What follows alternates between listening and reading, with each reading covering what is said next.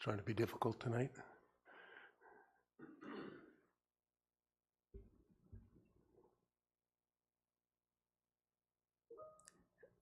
Mr. Chair, we're live. Thank you very much, Madam Deputy Clerk. I'd like to call this March 6th, 2024 Development Services Committee meeting to order. And first, with the land acknowledgement, the Township of Oro-Medonte acknowledges they were situated on the traditional land of the Anishinaabe people and the ancestral territory of the Huron-Wendat. The Anishinaabe include the Ottawa, the Ojibwe, and the Potawatomi nations, collectively known as the Three Fires Confederacy. It continues today as the home for diverse Indigenous peoples, including the historic Métis community in Penetanguishene. The Anishinaabe people continue to have an enduring relationship with this land, specifically the Chippewas of Rama First Nation, the Chippewa Tri-Council, and the Williams Treaties First Nations. The Huron-Wendat Nation also continues to pay respect and protect their ancestors and heritage on this land. We honor the indigenous history and culture that has thrived for millennia in this territory and the treaties that bind us together.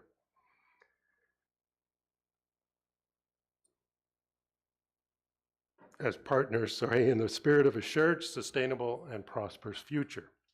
We are all treaty people. Our commitment begins with acknowledging the truth so that we can move forward together towards reconciliation. Thank you. Councillor Hutchison will not be attending tonight, so she sends her regrets. Madam Deputy Clerk, may we have a motion to approve the agenda? Moved by Shell, seconded by Bard. It is recommended that the agenda for the Development Services Committee meeting of Wednesday, March 6, 2024 be received and approved. Any comments on the agenda? Seeing none. All those in favor? All those opposed? Motion is carried. Are there any disclosures of pecuniary interest of the matters for tonight? Seeing none. Madam Deputy Clerk, may we have a motion to approve the draft minutes of the previous Development Services Committee meeting? Moved by Clark, seconded by Young. It is recommended that the draft minutes of the Development Services Committee meeting held on Wednesday, February 7, 2024 be received and approved as printed and circulated. Thank you very much. Any comments on the minutes? Seeing none. All those in favor? All those opposed? The motion is carried.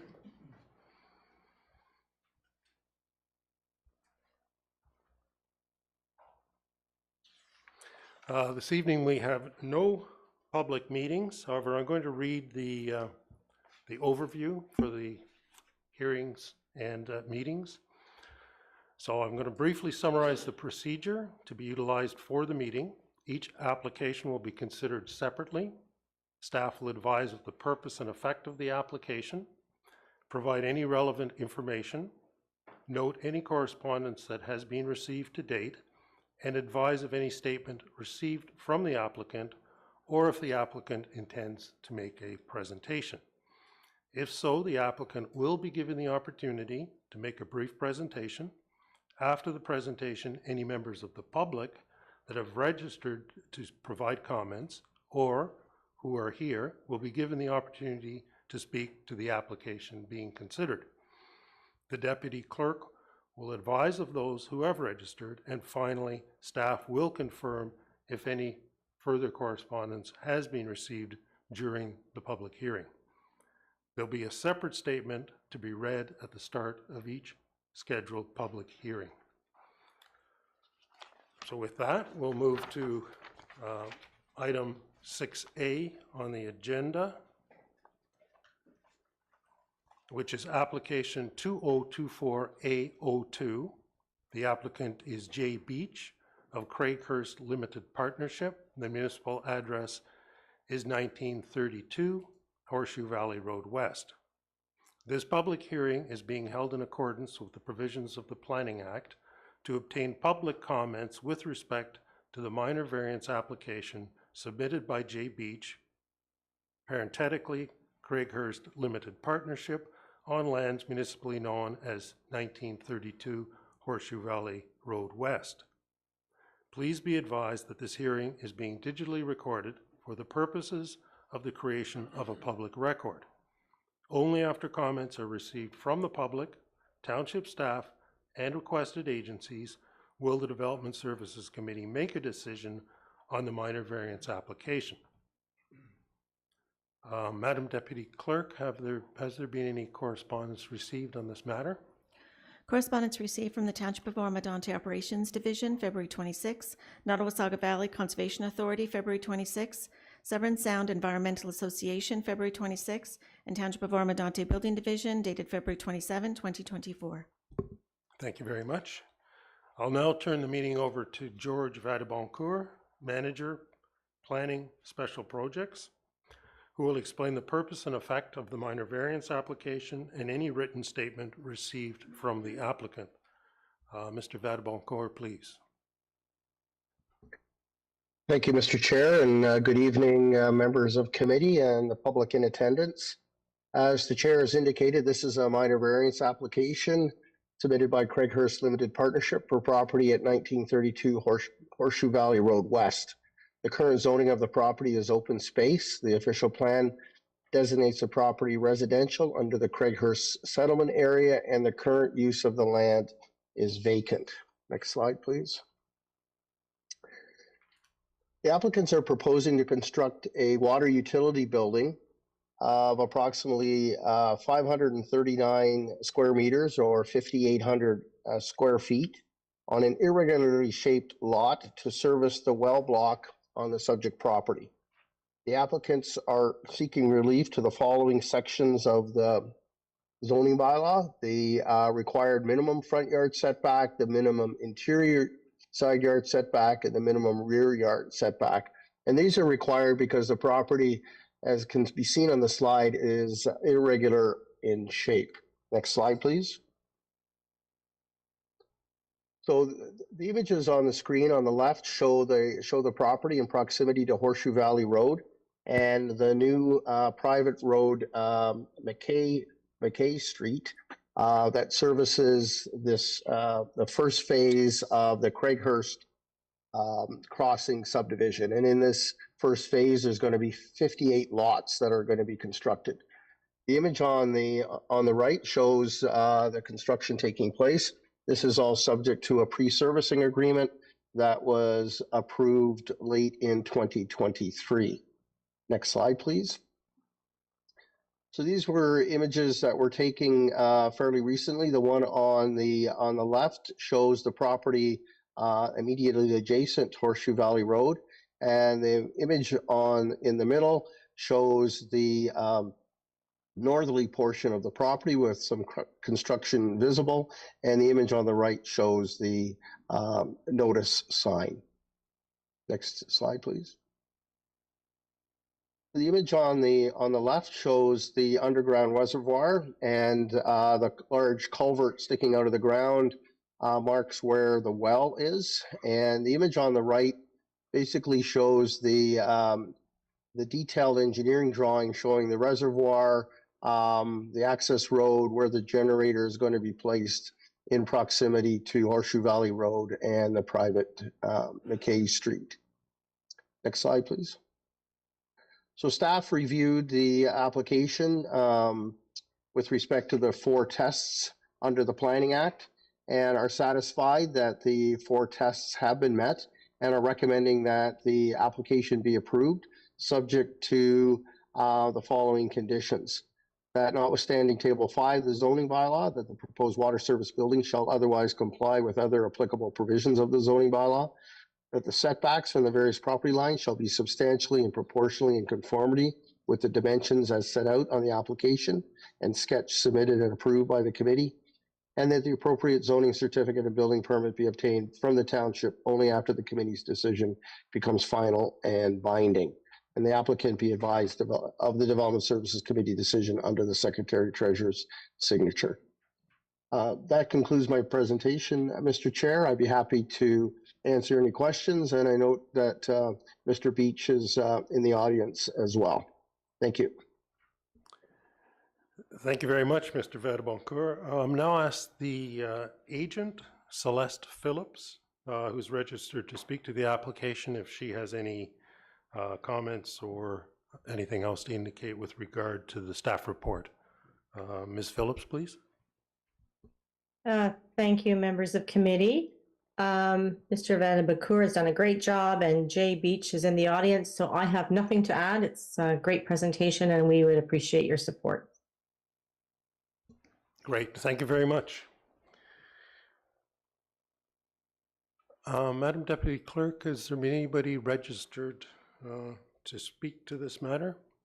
No, Mr. Chair, there were no additional registrations received. Okay, thank you very much. Committee members, do you have any comments, questions with regard to this application? Okay, seeing none. Have there been any further communications be received during the course of the hearing? Nothing further has been received, Mr. Chair. Thank you very much. Is there anyone present here in council chambers who wishes to speak to this matter? Thank you. Seeing no one. I'll ask if there are any further comments from committee or council. Seeing none. Okay, thank you. May we have the motion read, please, Madam Deputy Clerk? Moved by Greenlaw, seconded by Bard. It is recommended, one, that DS 2024-031, George Vadeboncourt, Manager Planning Special Projects, Minor Variance Application 2024-A02, Craighurst Limited Partnership, 1932 Horseshoe Valley Road be received and adopted. Two, that minor variance application 2024-A02, specifically for relief to the minimum front yard setback, 7.5 meters, 24.6 feet, to 5.0 meters, 16 feet, the minimum interior side yard setback, 7.5 meters, 24.6 feet, to 3.4 meters, 11.1 feet, and the minimum rear yard setback, 7.5 meters, 26.6 feet, to 4.0 meters, 13.4 feet, to allow for a water service building to be constructed on a property municipally known as 1932 Horseshoe Valley Road, Oro-Medonte, be approved subject to the conditions as outlined in DS 2024-031. 3, that the applicant be advised of the committee's decision under the Secretary Treasurer's signature. Thank you very much. Any comments about the motion itself? Okay, seeing none. All those in favor of the motion? All those opposed? Seeing no opposed, the motion is carried. This completes the application process and closes this hearing. The committee wishes to thank all those who made presentations and who attended. And the decision mailed out to the applicant, agent, and anyone who has submitted comments with regard to this matter. So thank you very much. With that, we're on to item 6B. This is an application 2024-A03. The applicant is Clifford Dumer and Kim Chattel of 6 Cumberland Court. This public hearing is being held in accordance with the provisions of the Planning Act to obtain public comments with respect to the minor variance application submitted by Clifford Dumer and Kim Chattel on lands municipally known as 6 Cumberland Court. Please be advised that this hearing is being digitally recorded for the purposes of creating a public record. Only after comments are received from the public, township staff, and requested agencies will the Development Services Committee make a decision on the minor variance application. Madam Deputy Clerk, has there been correspondence received on this matter? Correspondence received from the Township of Oro-Medonte Operations Division, February 23rd, Nottawasaga Valley Conservation Authority, dated February 26th, Severn Sound Environmental Association, dated February 26th, and Township of Oro-Medonte Building Division, dated February 26, 2024. Thank you very much. I'll now turn the meeting over to George Vadeboncourt, Manager, Planning Special Projects, who will explain the purpose and effect of the minor variance application and any written statement received from the applicant. Mr. Vadaboncourt, once again, please. Thank you, Mr. Chair, members of the committee. So this is a minor variance application 2024 A03 for 6 Cumberland Court. The, excuse me, the current zoning is residential 1, exception 75, and environmental protection EP 78. And I will highlight those areas on a further slide. The official plan designates the property rural residential, and the current use is residential. Next slide, please. So the applicants are proposing to construct a 77.3 meter square or 832 square foot addition to an existing 81.3 meter square or 875 square foot garage. They intend to remove the exterior wall on the existing garage facing the addition to create a garage that is 158.6 square meters or 1,707 square feet in size. The combined size would exceed the requirements by 51.8 meters square, 557.6 square feet of the zoning bylaw. They are seeking relief from the maximum size of the detached garage under the R175 provisions of the zoning bylaw. On the right-hand side of the slide is the applicant site plan, and it shows the proposed addition highlighted with in red. And just to the north of the addition is a line you can see that crosses the property. That is the extent of the EP zone. So on the next slide, it'll show a forested area, and that is delineated by the EP zone. Next slide, please. So you can see on the image on the left-hand side, the property, and you can see the line that goes across the back of the property that delineates the residential from the EP. There's quite a difference in slope, and I'll be able to show that on a slide that's coming forward. On the image on the right, basically shows the property from Cumberland Court and the sign posted. Next slide, please.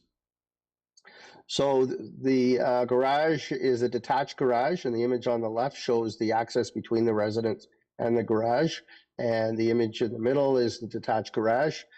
The image on the right is the rear of the detached garage where the addition will be built, and there's a small generator there that will have to be moved. Next slide, please. So the slide on the left shows the rear of the property looking to the back into the area zoned EP.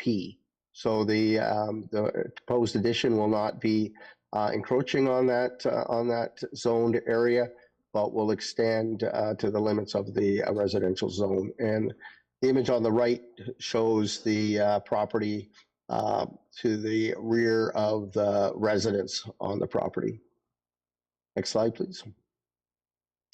So the staff reviewed the application with respect to the 4 tests under the Planning Act, and have determined that the application meets the general intent and purpose of the official plan, the general intent and purpose of the zoning bylaw, is appropriate for the development of the lot, and is considered minor when looking at the variance proposed. Staff are recommending that the application be approved, subject to the conditions that are outlined on the slide. Mr. Chair, that concludes my presentation, and I'd be happy to take any questions that committee may have. Thank you. Thank you very much, Mr. Vadaboncourt. Now ask the applicant, Clifford Demure, who is registered to speak to the application, if he has any comments to provide with regard to, or anything further to add with regard to the staff report. Mr. Demure, please. Yes, please come up to the podium and just state your name and then proceed. I'm Clifford Doomer. Thank you. From 6 Cumberland Court, yes. I have nothing really further to add. I mean, he outlined it quite well, so what we want to do, just need more room for storage and to work on things and hobby as I'm retired now, so. Don't we all? Thank you very much. Okay. Any comments from the committee? Any questions? Councillor Young, you're voting. Hello, Mr. Demers. Is there any thought process of operating a business out of that? Absolutely not. Okay, that's all I wanted to know. Thank you. Okay. Thank you very much for the question.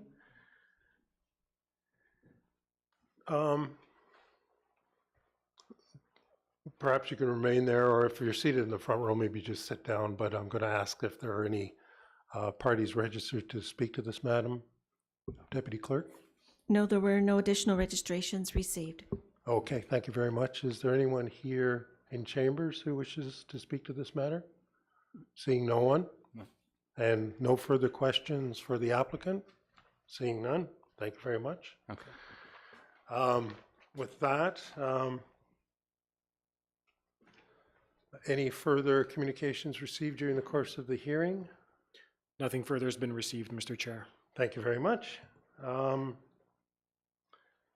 Madam Deputy Clerk, may we hear the motion, please? Moved by Young, seconded by Shell. It is recommended, one, that DS 2024-034, George Vedabankur, Manager Planning Special Projects, Reminder Variance Application 2024-A03, Clifford Doomer and Kim Chattel, 6 Cumberland Court, be received and adopted. 2, that Minor Variance Application 2024-A03, specifically for permission to build a 77.3 square meters, 832.0 square feet addition to an existing detached accessory building garage, resulting in a floor area of 158.6 square meters, 1,707 square feet on property municipally known as 6 Cumberland Court, be approved, subject to the conditions as outlined in DS 2024-034. 3, that the applicant be advised of committee's decision under the Secretary-Treasurer's signature.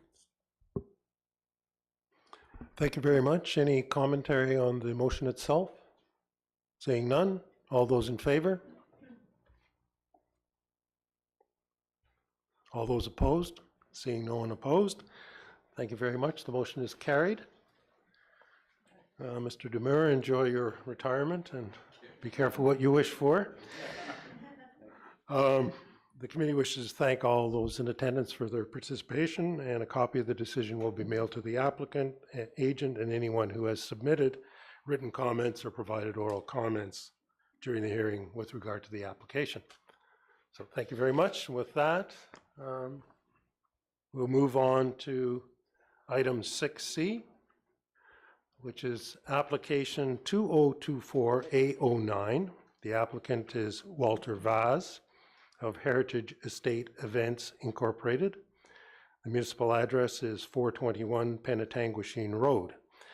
This public hearing is being held in accordance with the provisions of the Planning Act to obtain public comment with respect to the minor variance submitted by Walter Vaz, Heritage Estate Events Incorporated, on lands municipally known as 421 Penetanguishene Road. Please be advised that this hearing is being digitally recorded for the purposes of the creation of a public record. Only after comments are received from the public, township staff, and requested agencies will the Development Services Committee make a decision on the minor variance application. Madam Deputy Clerk, has there been correspondence received on this matter? Correspondence received from the Township of Oro-Medonte Operations Division, February 26, Nottawa-Saga Valley Conservation Authority, February 26, Township of Oro-Medonte Building Division, February 27. Correspondence package submitted by Peter and Jocelyn MacArthur, dated February 27 and March 5th. Correspondence package submitted by Walter Vaz, dated February 27 and March 3rd. Craig Flegel, dated March 1, 2024. Kim Hickling, dated March 3rd, 2024. Correspondence package submitted by Lindsay Bernier, dated March 3rd, 2024. Les Brown, dated March 4th, 2024. Philip Lanzarotta, dated March 4th, 2024. And Don Richards, dated March 5th, 2024. Thank you very much. I now turn the meeting over to Brent Spagnol, Director of Development Services, who will explain the purpose and effect of the minor variance application and any written statement received from the applicant. Mr. Spagno, please. Thank you, Mr. Chair and members of the committee. As noted, the minor application related to 421 Penetanguishene Road, it's referenced under file minor variance application 2024A-09. The subject property is zoned agricultural and rural exception 264. The property represents and has a split zoning, which essentially establishes land uses for various portions of the property as per the approved zoning schedule tied to this specific piece of land. The official plan designates the lands agricultural and green lands, and the current use of the property is varied with growing of crops, agricultural uses, winery and cidery, and other events related to what would be referred to as agritourism or value-added products under the official plan. Next slide, please. The slide before committee members shows an aerial photo to the left, which identifies, which shows that there is some vegetation to the eastern portion or eastern frontage of the property, and then you can see that that the property sits relatively wide open with respect to the croplands and various buildings that sit central to the property. It's important to reference that there's a strip of 3 residential lots located immediately to the south. There's some farm uses in the area, and it's also important to reference that on the west side of Penetanguishene Road, there's a mini storage use and there's a golf course that is located there as well. And the image to the right is just an image of the frontage of the property, just to give the committee some context as to what the property looks like looking from Penetanguishene Road looking easterly. Next slide, please. The purpose and effect of the proposed minor variance is essentially to allow for a temporary relief or temporary approval for the use of existing buildings that are located within the agricultural rural exception 264 zone, and which partially encroach into the agricultural rural zone. And the next slide, you will see an aerial photo that shows the split zoning as it relates to the property, just for reference purposes. The purpose of the temporary nature for the application is to essentially allow for those uses to continue within the agricultural exception 264 zone, but also allow the applicant the ability to enter into an agreement with the township to deal with some off-site mitigative measures, which would include noise as one of the key considerations, but also set things in place related to the time frame for the temporary relief, to also ensure that there are other mitigative measures that are looked at through further township review, internal township review. The zoning would also allow for incidental accessory uses to occur in the balance of the farm property that are tied to those events that are currently under operation. I think it's important to note that under the agricultural rural exception zone, that those uses are permitted to occur. There are existing structures that are located that are tied towards those uses, and really what the purpose of this application is to set parameters in place for that specific use of the property as it's related to events, the winery and the cidery. Next slide, please. This slide here shows the split zone. What committee will notice is that there's a purple line that is located central, where you'll see the labeling of the agricultural rural exception 264 zone. The majority of the buildings associated with the winery use and the value add are located within that purple line or that specific zone. And there are aspects of the property or existing buildings, including a concrete pad used for what's referred to as a temporary tent structure that actually encroach outward into the balance of the property. Next slide, please. What this slide shows are the buildings that are really affected, that represent the existing situation with respect to the agricultural rural exception zone. The image on the left is a photo of the distillery where the cidery, the wines are produced. There's also a retail component to that. The picture on the right is the the temporary tent structure, which is utilized for events and weddings. I referenced the concrete pad because that is a concrete pad that is in place, and that also encroaches out into a portion of the balance of the regular agricultural rural zone. Next slide, please. The photo on the left is a picture of pavilions that currently exist on the property. Again, the one that's located to, I would say farther in the picture is encroaching into the agricultural rural zone as well. And this temporary relief would allow for the use of those buildings tied to the events currently operating on the property. The photo on the right is just a combination of the two, just to show some scale and some size for the buildings located on site that are really the focus of the main use within the property limits. What I note is that the distillery building is located entirely within the permitted zoning, while the concrete pad and that temporary tent structure have been located partially within the permitted zoning, but also encroaching out into the regular agricultural zone for the property. Next slide, please. So staff have completed a full review of the application, of all the information and the comments received to date.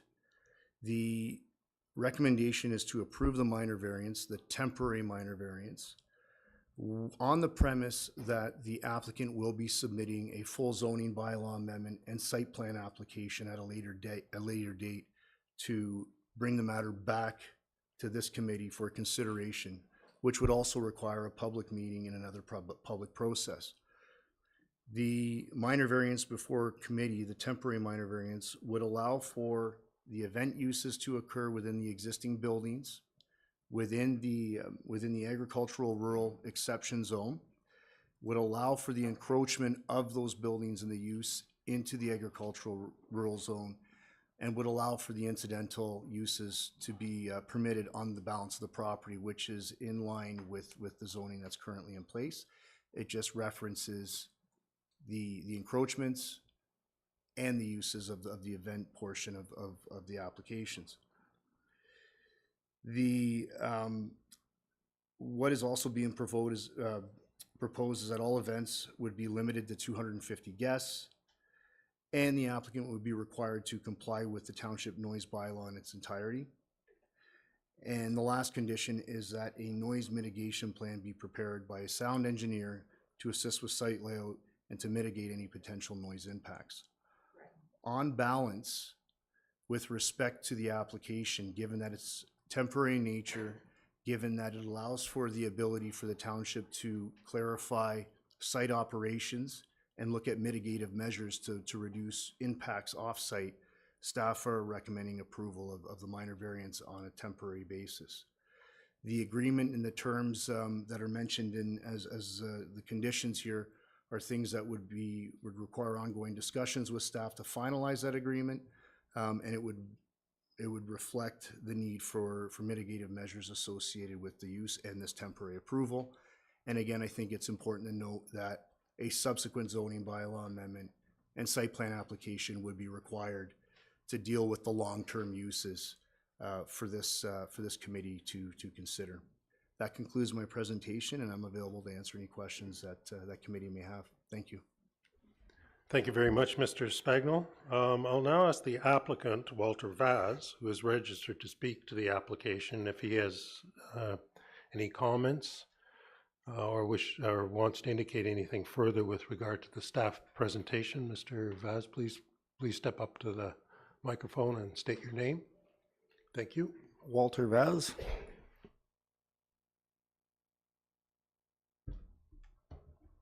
Hello, Mr. Chairman. My name is Gary Bell, and I did register. I hope you have that registration sent in the correspondence. My name is Gary Bell. I am a planner working with Skelton, Brumwell and Associates on this application. I was the planner in 2017 for the original application by Heritage Winery and Cidery for the zoning that you see in place. Hello there.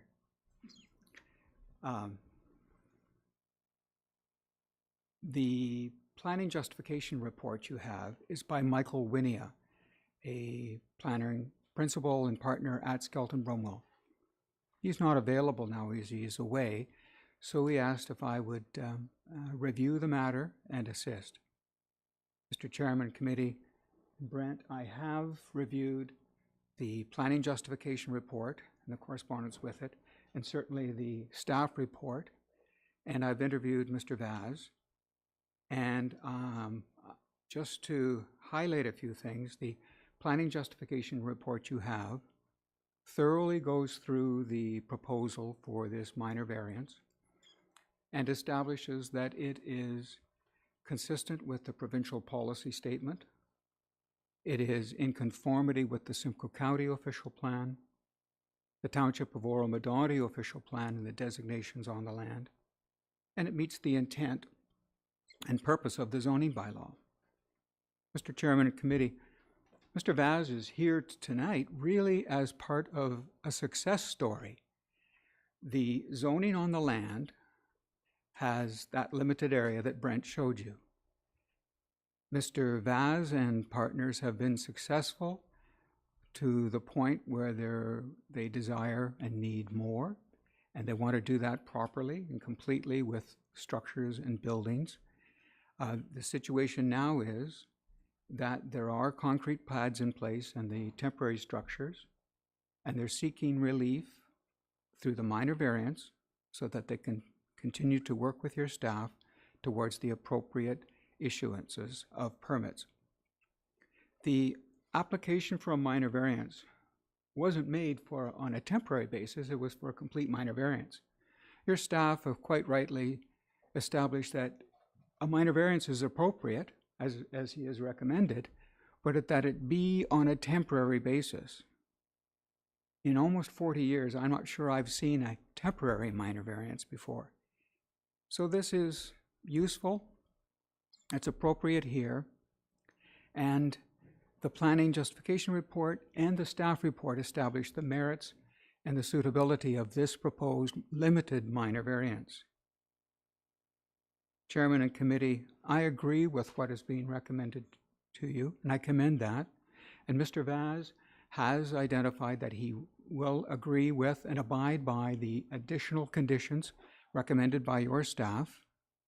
In fact, they've already begun to implement those technical aspects that are required. So committee, this minor variance, this temporary minor variance, with the development agreement to be put in place on it, and this limited time, is part of good planning for the site, good planning for the neighborhood because of the additional mitigations and modifications and routines that can be put in place through the development agreement, and it's part of good planning for Oro-Medonte, as was the original, because of the contribution of this type of business to the agribusiness economy and employment of Oro-Medonte. So I commend the staff report to you and ask for your approval. We'd be happy to answer any questions you may direct to us. Thank you very much. I'll ask the committee members if they have any questions or comments with regard to this application. Councillor Clark, please. Thank you, Mr. Chair. Through you to Mr. Vaz and Representative, sorry, I forgot your name. Mr. Bell, Gary Bell. Mr. Bell, thank you. I think, through all the correspondence that we've received on council, we obviously have two opposing parties in this, and I think the central issue is related to noise and what mitigation efforts that can be done. And in the agreement, as was outlined, I just want confirmation that we have the ability for you to operate your business, because I think everyone in this room wants you to be able to continue to be successful, but at the same time we want the compliance with the noise bylaw. So I just want to hear from you if you can provide detail what steps you're taking to mitigate that and how you're going to comply with the 11 p.m. for example cutoff in the noise bylaw. So from our perspective, thank you very much for the question, Councillor. Excuse me, just state your name for Walter the record. Vaz. Thank you. Your worship, councillors, to date, we've operated a sound policy that we do ourselves. We go to various parts of the property right at the threshold of where the housing exists in effort to try and mitigate any noise coming from the property, certainly 11 o'clock onwards. We monitor the sound with a professional sound monitoring device. We record them, we video them, and if any adjustment needs to be made, it is made internally. To date, we have many parties. We've sent some documentation into municipal bylaw showing various times that the decibel levels are more than adequate for anything that we are doing. Further to that, we've agreed through some talks and negotiations with the township to hire a sound engineer to come and take a look at the property and see if there are any other possibilities to mitigate any noise, and we're prepared to accept whatever the outcome of that is and deal with it appropriately and institute it immediately. Thank you very much. Supplemental? Yeah, just. If I may, to staff, Mr. Spagnol or possibly Mr. Shellswell, if you could provide any clarification for our members of council here on what the noise bylaw does state and how we go about potentially enforcing it. Through Mr. Chair to Committee Member Clark, the noise bylaw essentially establishes a time of 11 p.m. for certain events and whatnot. The way the bylaw is worded, it's in the sense where there is not to be any disruption that's after 11 p.m. In the event that there is a complaint that's launched, bylaw enforcement would go out to check the property to determine what the extent of the noise is and the extent of the complaint, and essentially would have to determine whether or not there is an issue from a compliance standpoint to that noise bylaw. And I think it's important to note that Mr. Shellswell is not in on the call this evening. Thank you. Thank you very much, Mr. Spagnol. Yes, another supplemental. Councillor Clark? Thank you, Mr. Chair. Through you to Mr. Spagnol, and maybe you can provide some clarity as well. Have there been, I mean, through obviously the correspondence, there's been numerous reports by members of the community about disturbances past 11 o'clock. Do we have record of those disturbances being attended to by municipal law, et cetera, in the past, let's say, year and a half? Through Mr. Chair to Committee Member Clark, my understanding is yes, there have been, but for the frequency and the nature of those, I'd have to talk to Mr. Shellswell about the nature of those complaints and any enforcement matters. I think it's also important to note that from an application standpoint, the application for the minor variance is dealing with relief from the zoning bylaw from a compliance standpoint.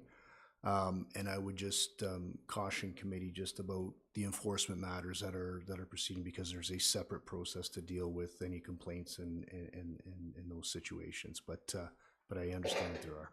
Yes. Thank you very much. Both. Yeah, thank you both. Thank you. Councillor Shell, please.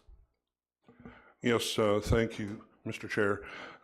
Through you to our staff, is our staff qualified, and do they have the right equipment when they go out to check on noise to verify the noise level and record it?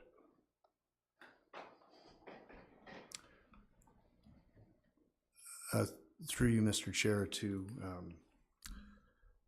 Committee Member Schill. It's my understanding that our staff are qualified to go out and attend to these types of these calls. From a noise reading perspective, I would have to go back to check the qualifications that would be needed in decibel readings, but I would also have to confirm that with bylaw enforcement. As I said, it's the bylaw enforcement component of this is not what staff considered as part of this application. It was more along the lines of mitigating measures for the uses that would be, again, encroaching out of the area where the zoning permits for events. So I think that's also important to note, is that the zoning exception that's been established for the winery the distillery, and the associated buildings within that agricultural rural exception zone permits these uses. And again, the conformity or the compliance with the noise bylaw is a separate matter that would have to be dealt with through bylaw enforcement. I'm not sure that I got the answer I was looking for. I just wanted to know that if they are going out to a complaint, that they have the equipment that verifies that the event or wherever it is, that they are exceeding the bylaw that they're allowed to go to. Otherwise, what are they going to do? They go out and they say, "Oh, there's a noise complaint, so we're going to issue you a fine or try and shut you down," but they don't have the equipment to verify it. Yeah, I don't think at this point in time, without the presence of the bylaw enforcement officer, that we're equipped to answer that question. But certainly over the course of time, if there are complaints, they will be addressed accordingly. I think that's what's important to recognize here. And that the zoning bylaw will be, the noise bylaw will be enforced. And, you know, whether or not noise is a subjective issue or whether it's a measured issue, I don't think that there are decibel level criteria after 11 o'clock. So we'll let that matter be resolved by bylaw itself as this matter proceeds forward. And I think we'll continue to, I think reasonably at least, restrict. We understand that there will be a mitigation plan put into effect. There will be a sound engineer retained. I think those are important aspects that will be answered once the expiration of the temporary variance application is concluded. And we can, over the course of the summer, we'll hear from the residents, I'm more than certain, with regard to their satisfaction to how this is being conducted. So I think it's an opportunity to give the parties a chance to resolve the matters to their mutual benefit, and hopefully council or this committee will not need to become involved again until the permanent amendment requirement comes in. Mr. Spagno, please. Mr. Chair, I think I'd like to add as well, the condition with respect to the sound engineer, that is also information that can take a look at what might be acceptable noise levels or based on the use, based on point receptors and things like that. So, you know, if the committee is you know, concerned about decibel readings and the noise and having the ability to actually determine what that might be, then through the recommendation of the sound engineer would be the avenue to take with somebody who'd be experienced in trying to deal with those mitigative measures. Yeah. Thank you very much, Mr. Spagno. Any further comments or questions with regard to Councillor Young, please? Thank you, Deputy Mayor. Mr. Vase, have you been charged with any noise bylaw as yet or to date? Thank you, Councillor. No, to date, we have had virtually zero correspondence from the municipal bylaw manager, Curtis Shelswell, and we've had zero infractions. Yeah, this is a question I would normally ask him if he had been here and how many times he responded, he personally or his staff, with or without the OPP. But he's not here tonight, unfortunately, that we can ask him that. And if you haven't been charged, the question I was going to ask Mr. Shelswell, of course, why not? Because there's evidence that I've seen, certainly from the residents there who've written in and taken the time to write in, that there certainly is evidence that they're witnesses to the noise exceeding the 11 p.m. nighttime bylaw there. You mentioned earlier that that it can go beyond 11 o'clock, the party, the noise, the music sort of thing. Is that correct? Yes, it most certainly does. It's my understanding further, but you're well aware of the noise bylaw, obviously, at this Yes. point in time, certainly. So how do you justify that? I mean, is a noise bylaw in place, and yet you have people complaining, and you yourself are cognizant of it. In fact, you're taking tests in the area. So how do you justify the noise beyond 11 o'clock? So, Yeah, if I might intervene for just a moment, I think Councillor Young, we're not going to attempt to revisit previous complaints with regard to the matter, and we don't have any evidence in front of us. And I think perhaps we should let the matter carry forth from this time forward, knowing that we have agreement from the applicant who will submit to sound and noise concerns. And admittedly, I mean, this is the central issue with regard to this. Oh, I understand that. Yeah, and I beg everyone's indulgence to continue forth with regard to the land use matter that's before us, which is the temporary variance. Do you? Yeah, I get that and understand that.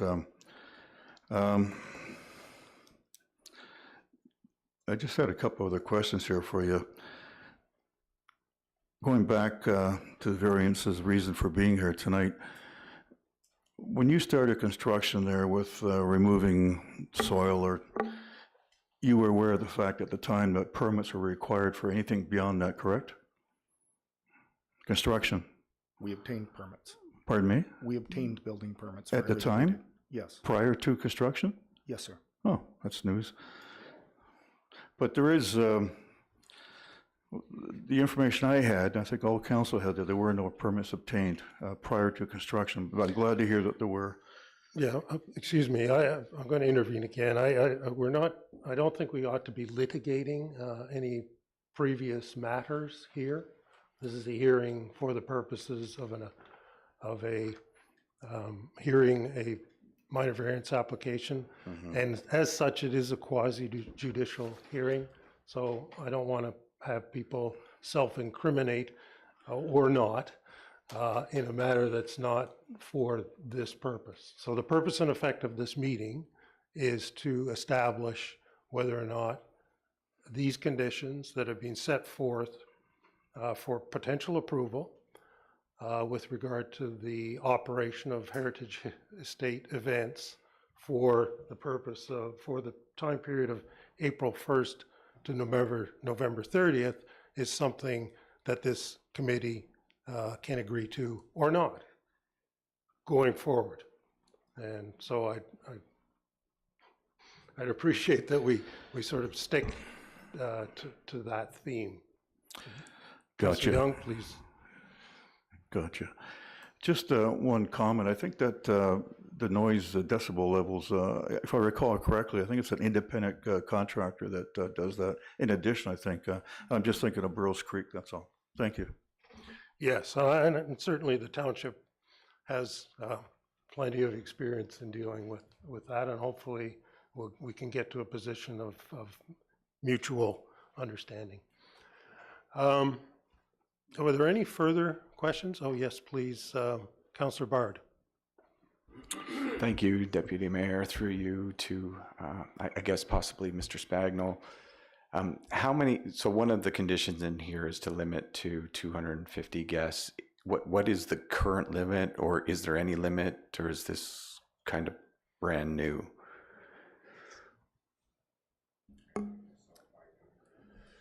Through you, Mr. Chair, to Committee Member Bard.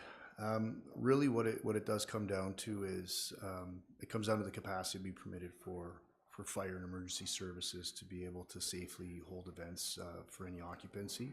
As far as the history goes for previous capacity limits, I'm not sure that would probably be better suited for to be answered by the applicant. But generally speaking, it's capacity limits that are established and enforced by emergency services, and they would review the agreements and whatnot to confirm that the buildings on site and whatnot are at a size and fixed so that they can safely accommodate the capacities that are being proposed here through the minor variance application. Okay, thank you. And through you to the floor, I guess. The reason why I was asking is more for the number of guests in that driveway beside the house. So I wasn't looking necessarily for the fire, but for increasing the traffic significantly, and wondering if some of the mitigation efforts to limit the dust would be part of this. I guess a follow-up question would be, is it, it's more along the lines of when this development agreement is to take effect, is that to be in place for April 1st, or is this something that is worked on through the year that becomes something that is available after November 30th? Through you, Mr. Chair, to Committee Member Bard. The expectation is that the agreement would need to be in place prior to the start date of when the events would occur. And I think to add as well, and just to touch on the mitigative impacts, mitigating measures, it is in this committee's realm to consider that type of a consideration to mitigate offsite impacts if the committee feels that that's appropriate. It just, with anything in an agreement, from an agreement perspective, it would require the agreement of the property owners. And if that specific direction is the committee's direction, then the committee can propose that and can contemplate that through this process. Thank you. Councillor Bard? Okay, thank you. And thank you for entertaining one more through you, Deputy Mayor, through the floor. So if some of these conditions are open to negotiation or discussion, or I don't know what the proper term is here, wondering if the temporary end date was more like the middle of the summer, so that some of these measures could be evaluated partway through the year, and we're not waiting until the whole season's over and the cows are kind of out of the barn, if you will.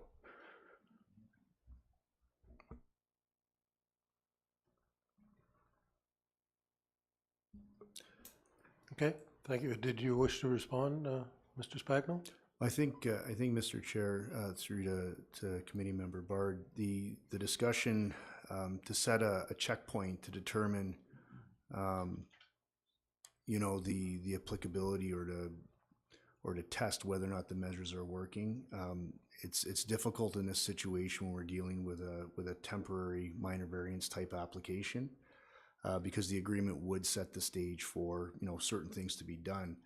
I think probably what the agreement would do is establish a time frame for when everything needs to be in place, and then from that point on, it's really a process of monitoring how the site is being operated and whether or not there are impacts through ongoing monitoring. But I'm not sure that we have the ability to go and put almost a checkpoint to pull back on an approval of the committee, given that the committee would be making a decision and the development agreement would be intended to cover off those mitigative measures. So that there's a real gray area in that respect. But I think from a monitoring standpoint, that can definitely occur, and that will occur, because it is something that is on the radar of this committee. It's on the radar of the residents, and really it comes down to ensuring that the offsite impacts aren't getting to the neighbors. So unfortunately, that's not a straightforward answer to this, but I don't think there is one to that question. Thank you very much. Thank you.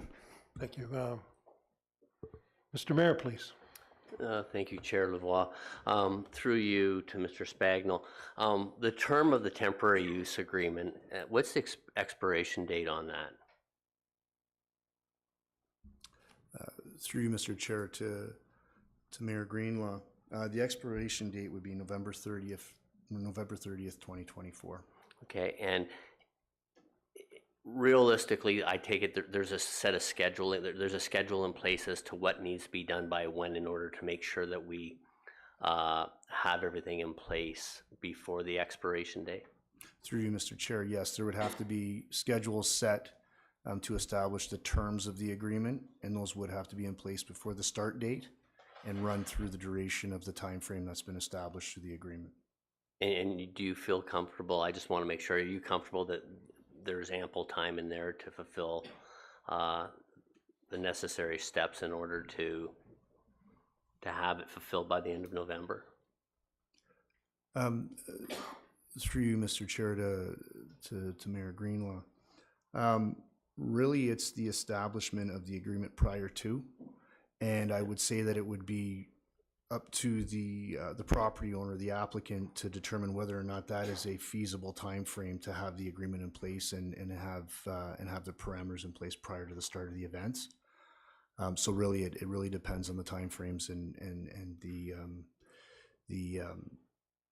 the efforts of the property owner to get that in place. I think it's important to note that because there's a condition of approval tied to an agreement, that the relief that's being proposed does not come into play until such time as there's an agreement executed.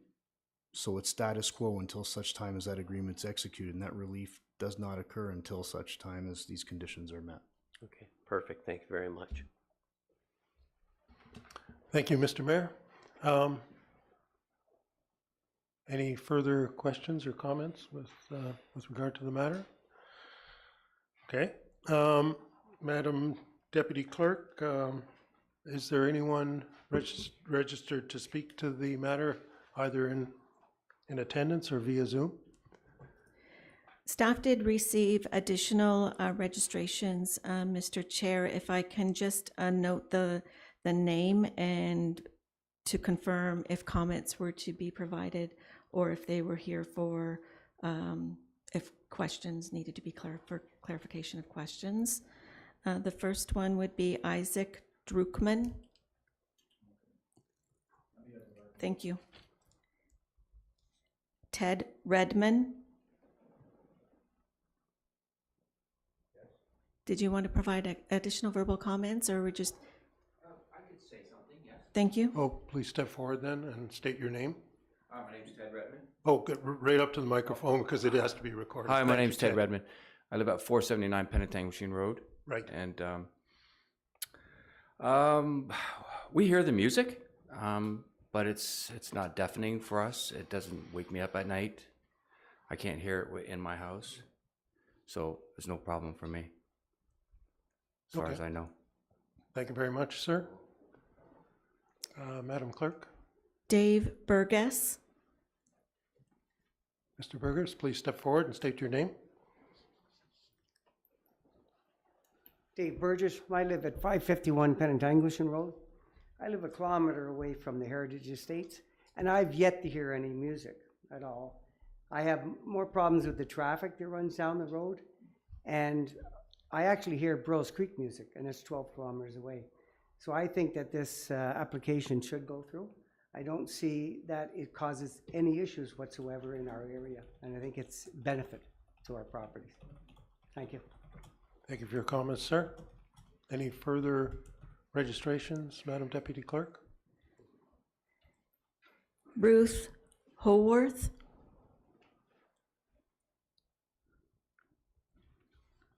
Ruth Howarth. Mr. Chair, committee members, I'm just in support about the minor variance, which I know there's been other discussions with noise, so not relating to that. I just live in the community. I actually work with in the hospitality and tourism industry within our region. And I just think that, you know, what the owners have done to date with the enhancements to the property has just brought a lot of great benefits to the community and also the economy, local economy. So I just think that they've shown that they're willing to work with you in this process. And I just hope that you will take that into consideration and improve the motion. Thank you. Thank you very much, Madam. Joseph Domnitz. I believe he is online. Okay, thank you. If he could be patched in. Hi, I'm here. I have nothing more to add. Okay, well, thank you very much, sir. That completes the registrations that staff have received. Thank you very much.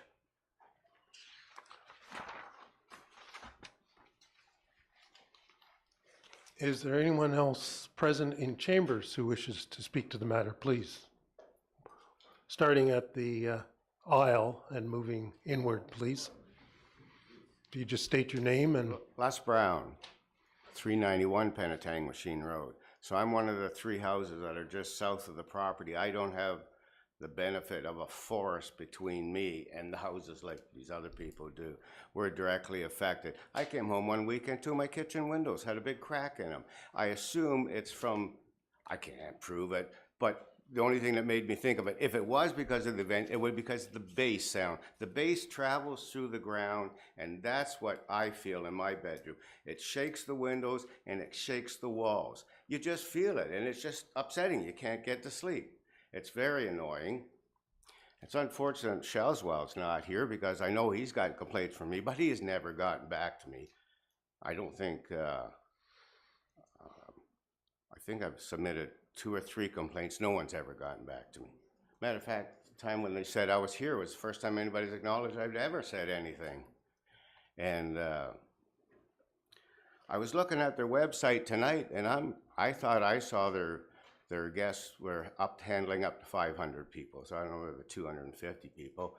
I don't even know if they grow wine there. I know you can't grow wine in a parking lot. But it is a good business, and he's entitled to make a business. I just don't want to retire in my little piece of heaven and not be able to enjoy it, because the plans that I saw on his site is not just having these events on the Friday, Saturday, and Sunday. It's very annoying because that's my leisure time as well. There's prices for Monday, Tuesday, Wednesday, Thursday, Friday, Saturday, and Sunday as well. So it's not going to be just a daily thing. This isn't just a minor variance. This is a major variance. And the fact that you're calling it a temporary variance, just that animal to push through, sounds like you're already going to approve the temporary and then we'll see how it goes. And if we keep complaining and nothing happens, well, we know the answer. It'll just go through. Where hopefully something gets solved and we're not getting the noise at least after 11. Because even Burroughs Creek, at least it's only 3 or 4 times a year. This is every day of the year this is going to be. And I don't want to have that happen in my little piece of life when I'm retired. Thank you, sir. Philip Lanzarada, 397 Penetanguishene Road. There's pretty much nothing I wouldn't rather do right now than public speak. It's definitely not something that I like doing. But I feel like if I didn't right now, I would, this summer at 2:30 when I'm laying in bed pulling out the remainder of my hair, I would regret it. So here I am. Originally, as neighbors, we all agreed that it was a great idea to have some of this agri-tourism. I think somebody in council member coined that phrase. And we all agreed about the rezoning, and it seemed like a great idea, which was intended for the local wine and cidery production as primary use, and then the small event center to be used to promote the product, have small events to support local artisans, entrepreneurs, and community fundraisers. And since then, that's obviously no longer the case. It's grown into a large-scale enterprise that can consist of large-scale weddings 7 days a week. That's completely not what we all agreed to at the start. That was not the intention of this. Again, I can keep on going over the noise issue that occurs after 11 o'clock. I've called in several times to the township. I've never received a call back, and all the times that I've called in. It sounds like, from what Mr. Young was saying or questioning about, there's been no noise bylaw infractions or fines or anything like that to date. So even if we agree that there's going to be some sort of measures put into place between now and November, I have no confidence that anything will be done. The noise will just continue till 2:30 a.m. every night. Nothing has been done to this point. And so it's coming to the point literally where, and I don't want to sound over dramatic, but there'll be a for sale sign on 397 Penetanguishene Road if anybody is looking for a house this summer.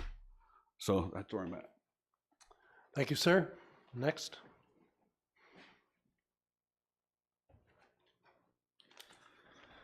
Hello, my name is Craig Flegel. I live at 403 Penetanguishene Road. Your Worship, honorable council members. I have some major concerns regarding this property and what an approval of a variance will mean to me and my fiance and my young family.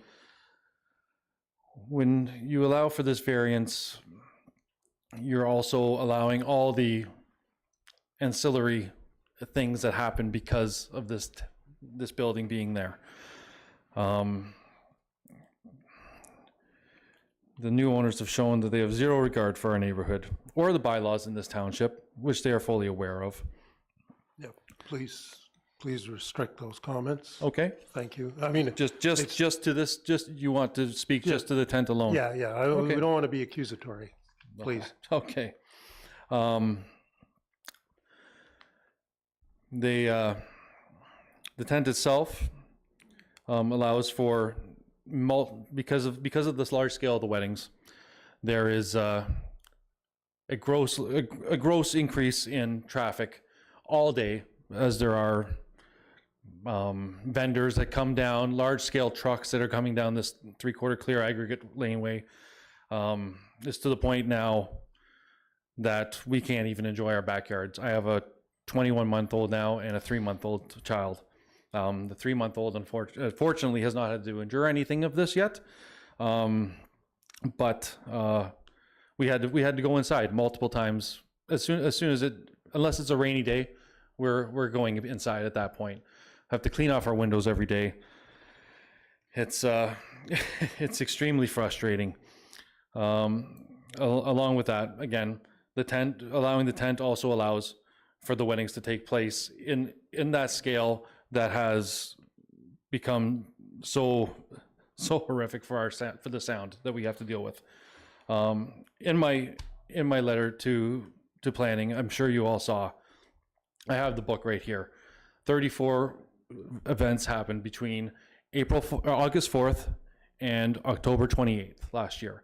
25 of which were issues where I called in to the township, to the bylaw officers, and I'm not just scrutinizing. I'm not sitting outside on my deck and calling in because I hear noise.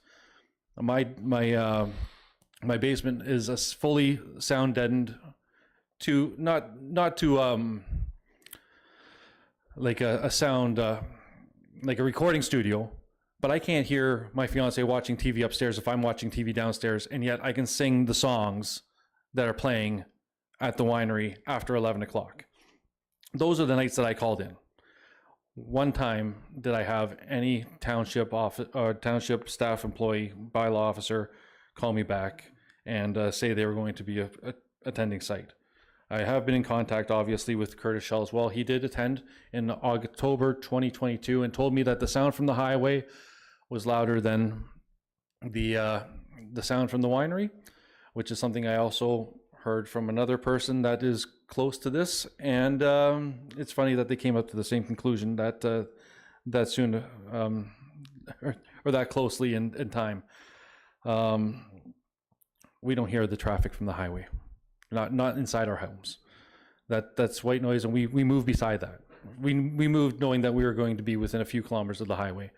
And when I bought this house in 2009, it was just to find a home in a nice, peaceful community, which we have grown to love all of our neighbors. And now we've started a family, and I don't want to have to move because of this. It is, I can't really explain, and I can't, no matter, I have videos of all this stuff. I have documentation of everything that's gone on here, and nothing I can do without professional sound recording equipment can really do it justice, how loud things are. Unfortunately, my fiance couldn't come tonight because she's taking care of our children, but she would much more heatedly express her displeasure for what goes on there. The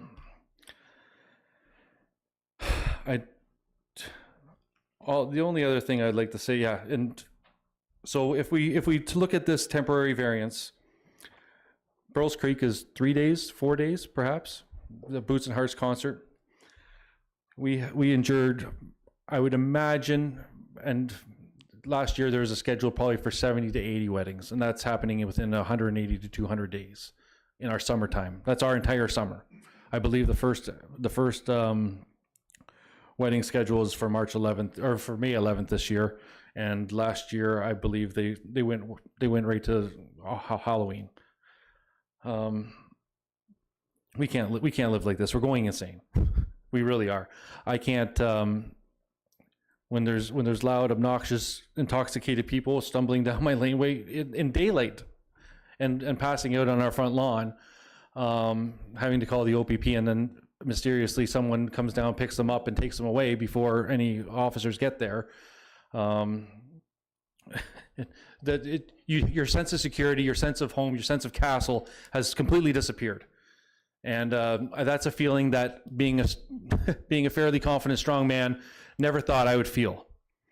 But my eyes can't be everywhere 24/7. This summer we are going to be putting up surveillance cameras, but that only catches incidents that have happened. I want to prevent anything from happening with my daughters and my fiance present. It's unfortunately, I would have loved to have been able to work this out, neighbor to neighbor, and that was sternly and hostily dismissed by our good friend Mr. Vaz, as he did tell me over the phone during the third wedding of the year that this is my new world. Your days of listening to the crickets are over in the evenings, and don't bother calling bylaw or the OPP, because they are not going to do anything about it.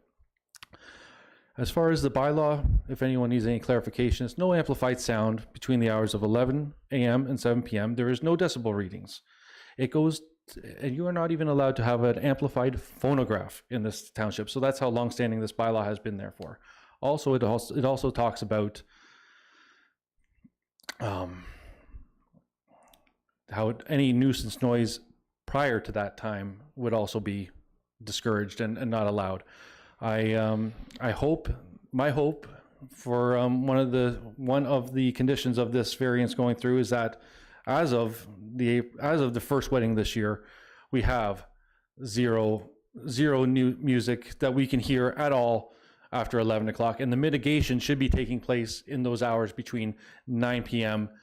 or 10 p.m. when the music doesn't even start until 9 or 10 p.m. So it's they all know what's going on there.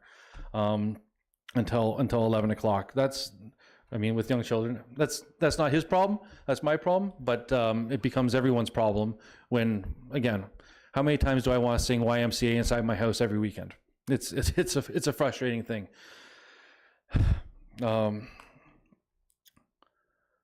Unfortunately, instead of starting weddings at 6, they could start weddings at 3. There's all kinds of things that they could do if they want to do them.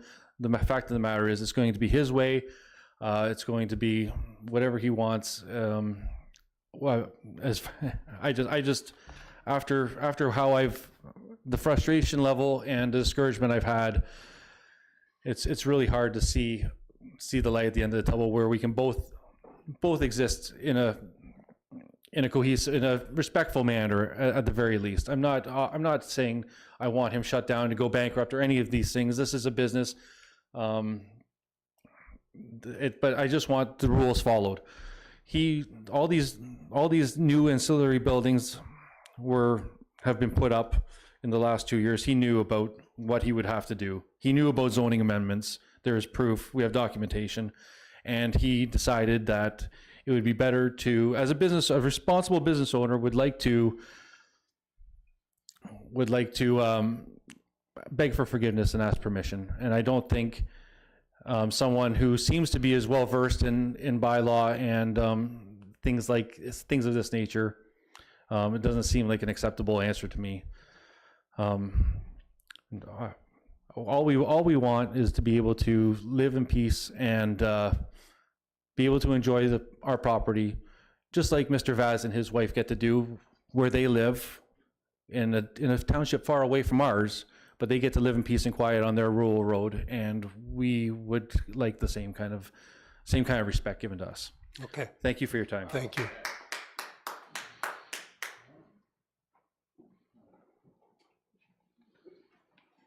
Yes, my name is Peter MacArthur. I'm the former owner of 421 Penetanguishene Road and 419 Penetanguishene Road, and currently reside at 1 Green Mountain Court in the township. I'd like to thank Township Council for giving affected property owners the opportunity to share direct experiences with the Township, Heritage Estate, and Mr. Walter Vaz. The proposed minor variance is a slap in the face to adjacent landowners and Township taxpayers. The proposition is simply not a minor variance. In March of 2022, Heritage Estate was issued an earth-moving permit. This is, to our knowledge, we have never seen a posted building permit, which I believe is required if you have a building permit. At any rate, once earth was moved, Mr. Vaz proceeded to build a 250-seat main wedding venue, 2 pavilions, restroom facilities, formal permanent parking lot. Heritage Estate built these facilities without complying with township building, planning, and site plan approvals. I think I'm going to have to ask you to proceed to your concerns with regard to I am current proceeding to it. Well, all right. May I? But you may, provided there's Okay, no more just commentary about the history. Well, the history is important, sir. I'm sorry it is. So just let me carry on, and if you object further, then I'll abstain. Thank you. Would that be okay? Okay, on July 16th, 2021, prior to the closing of a purchase and sale agreement with Heritage Estate, and on behalf of Walter Vaz, the MacArthur scheduled a pre-consultation meeting with building and planning officials. During the meeting, the MacArthurs tabled the plans that Mr. Vaz had for the property. These plans included 250-seat venue, wedding pavilions, waste facilities, permanent formal parking lot. Building and planning officials made it very clear on first blush that these plans would trigger the requirement for zoning bylaw amendment and site plan approval applications. This is evidenced by the August 6, 2021 letter from Andy Karaskakis, attachment number 1 that's been submitted to the township. So as far back as August 6, 2021, Mr. Vaz was fully aware of township requirements regarding his plans. Okay, so at this point, Mr. Vaz could have immediately undertaken to begin the process of fulfilling the requirements prescribed by the township and could have had his approvals in place by March or April of 2022. In fact, Mr. Vaz could have legally built his facilities prior to the 2022 event season, but he chose not to. Okay, so March 22, the township prescribed in a letter dated August 6, 2021, a copy of which is attachment number 1. Mr. Vaz began hosting events mid-August 22, and this is when the neighborhood abuse and aggressive bullying by Mr. Vaz against neighbors began. Rock concert volume music beginning at 9 p.m. and enduring until 2 a.m. in the morning. Bylaw enforcement was regularly called, but no enforcement whatsoever was undertaken by the township. And I just want to mention about the bylaw, there's no decibel maximum or minimum decibel reading. It doesn't say anything about decibels. So this discussion about decibel readings has nothing to do with the existing noise bylaw. Okay, I think we understand that the issue of the noise is part of what's being presented here tonight. Yeah, but do you have any concerns with the minor variance? Yes, I do. That is being presented here tonight. I just, with all respect, I mean, we could go on about the history. Okay, for let quite me some time, just. but let's not. Let's Thank you. just proceed with what we have here before us. Okay, exactly. I'm trying to. Well, So please get there. I am. Thank you. All right. So consequently, we were able to obtain 2 key letters dated October 17th, 2023 and November 9th, 2023 to Mr. Vaz and Heritage Estate. Outlined in the October 17th, 2023 letter to Mr. Vaz, the township identifies file number 2021-PCA-21 and cites the pre-consultation meeting held previously with township staff on July 16, 2021, and a further pre-consultation meeting held on June 8, 2023. Further, on November 9, 2023, a letter was sent to Heritage Estate Winery from Curtis Shelswell, manager, bylaw enforcement, where Mr. Shelswell elaborates on 1, permitted uses on the lands as outlined in bylaw number 2015-209, item 7.264.1. These previously obtained by the MacArthurs allowing agricultural processing, bylaw number 2015-209, Article 7.264.2, maximum combined gross floor area for the retail outlet and hospitality space accessory to a winery and cidery, 200 square meters, required number of parking spots. The letter states clearly that upon investigation, township staff have observed that Heritage Estate Winery has exceeded the 200 square meter provision as outlined in zoning bylaw exception 264. The letter clearly states that prior to April 1st, 2024, the property at 421 Penetanguishene Road must be compliant with bylaw 2015-209 and ensure all sounds, noise resulting from events does not disturb any inhabitant of the township after 11 p.m. or Heritage Estate can satisfy the requirements as outlined by Andy Karaskakis in his letter dated October 17, 2023, where he is requiring Heritage Estate to enter into a zoning bylaw amendment and site plan approval process. And so this brings us to February 23 notice of the so-called minor variance application. Notice of public hearing, subsequent staff report from Brent Spagnol dated March 6, 2024. We're not sure what happened between November 9th, 2023 and March 6, 2024. It appears to anyone aware of the facts that Mr. Spagnol has ignored all of the staff reports. Excuse me, I'm good. We're not here to disparage township staff. I'm not disparaging township. Well, These are just facts. Please, I would like you to address the matter of the minor variance application before this committee. That's all we can deal with here. Okay. We're not here, as I discussed with Councillor Young, to attempt to litigate something that you believe happened or not, or didn't happen. So I'm just trying to state the facts and the chronological events. right, and they're unnecessary, which is what I'm trying to say. So if there are incomplete matters that you see in the proposed minor variance application that might be helpful going forward, please bring those into your report or into your presentation. That would be helpful. Okay, let me just finish with this then, may I? They've had over 2.5 years to comply with township bylaws, but no, they've chose not to. Thank you very much. Next, please.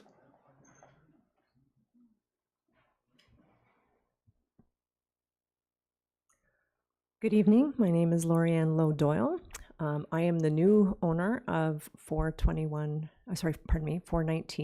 Penetanguishene Road. I have not yet taken residential possession. However, I did purchase this property because it's adjoined to the vineyard and it's very, very lovely. The work that the owner has done is exceptional. It's very welcoming. I believe in agricultural tourism and I would hope that he has a good chance to succeed. I did believe my real estate agent that there was virtually no issue in regards to conflict with the center. So I'm going to give due process a chance here. I'm in support of giving him a chance. Thank you very much. Thank you all. Any further commentary from anyone present? Okay, seeing none.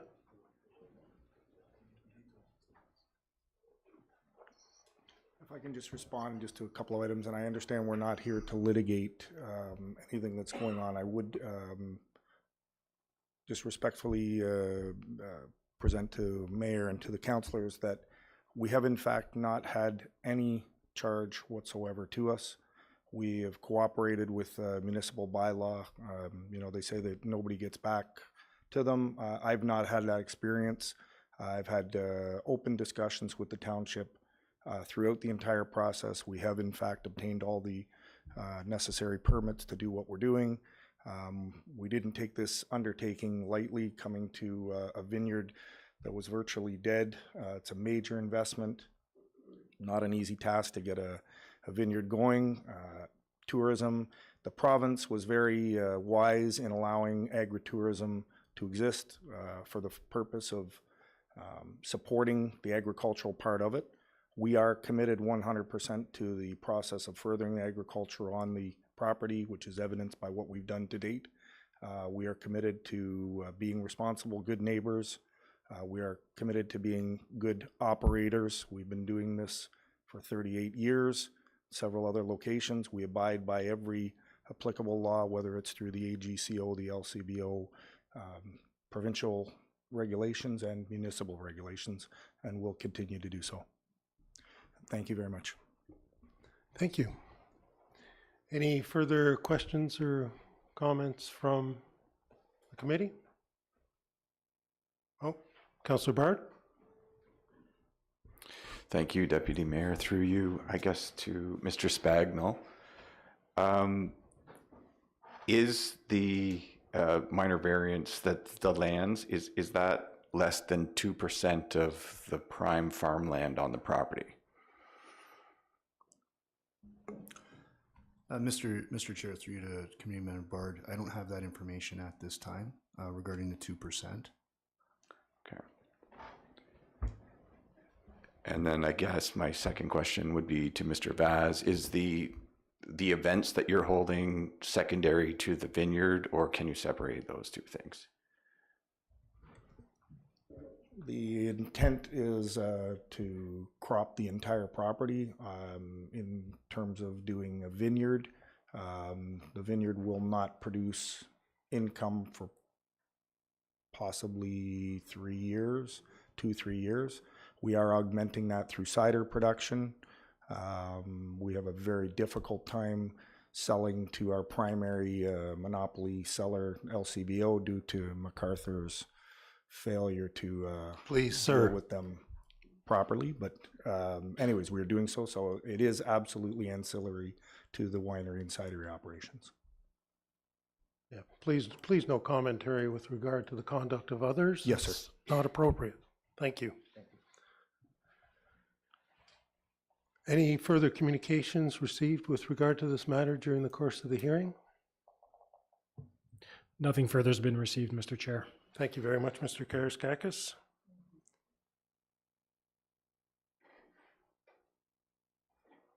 And I'll ask the committee if they have any further comments or questions. Councillor Young.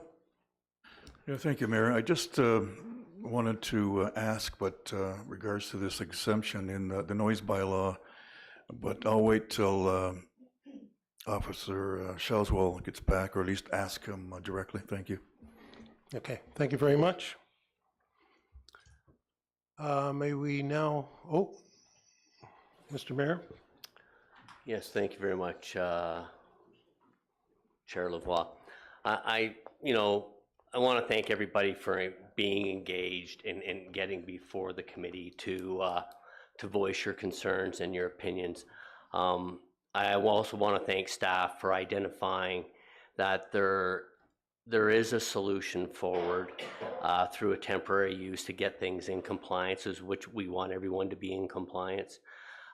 We clearly hear the concerns outside of what we're voting on to pass or not, or to defer or decline tonight is not to do with the noise.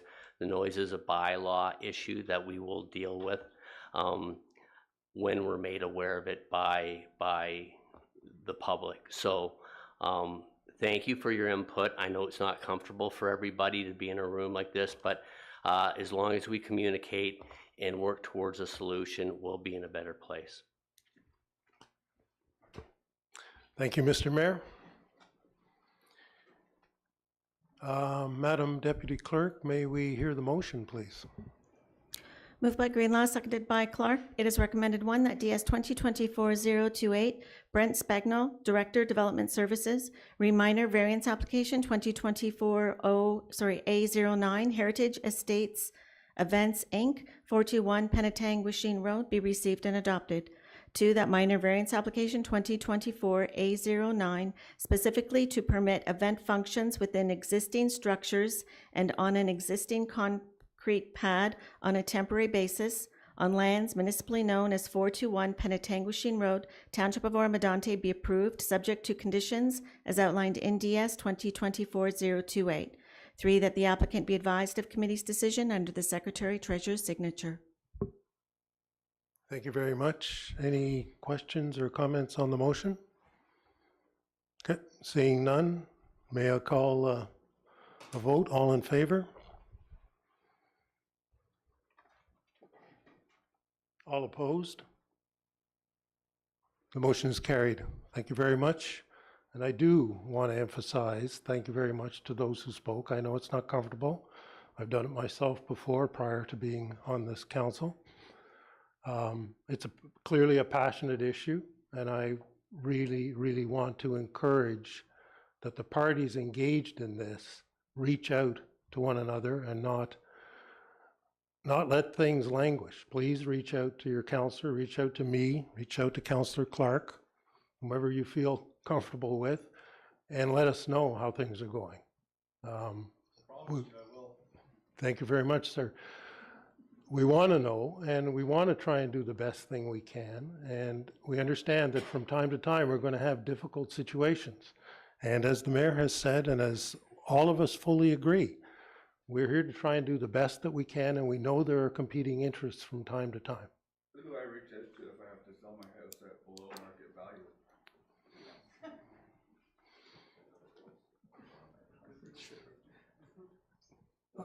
Well, please, please, please, please, please. Okay, so we can work with this provided we have information and we have communications. So please do that. We'd appreciate it if you would. So with that, this completes the matter and this application process and closes the hearing. Committee wishes to thank everybody in attendance for your participation, and a copy of the decision will be mailed out to the applicant, agent, and anyone who has submitted written comments or provided oral comments. Thank you very much. Thank you very much.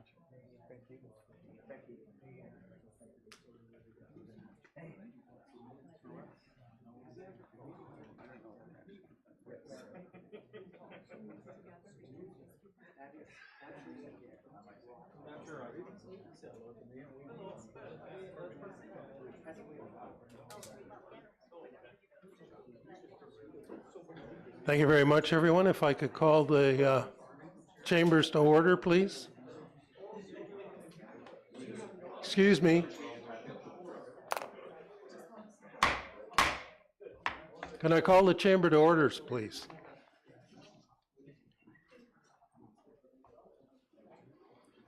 Thank you very much.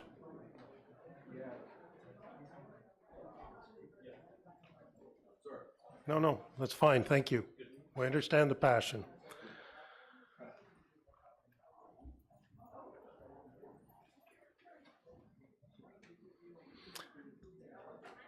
So with that matter, we're going to proceed to item 6D on the agenda, application 2024A08.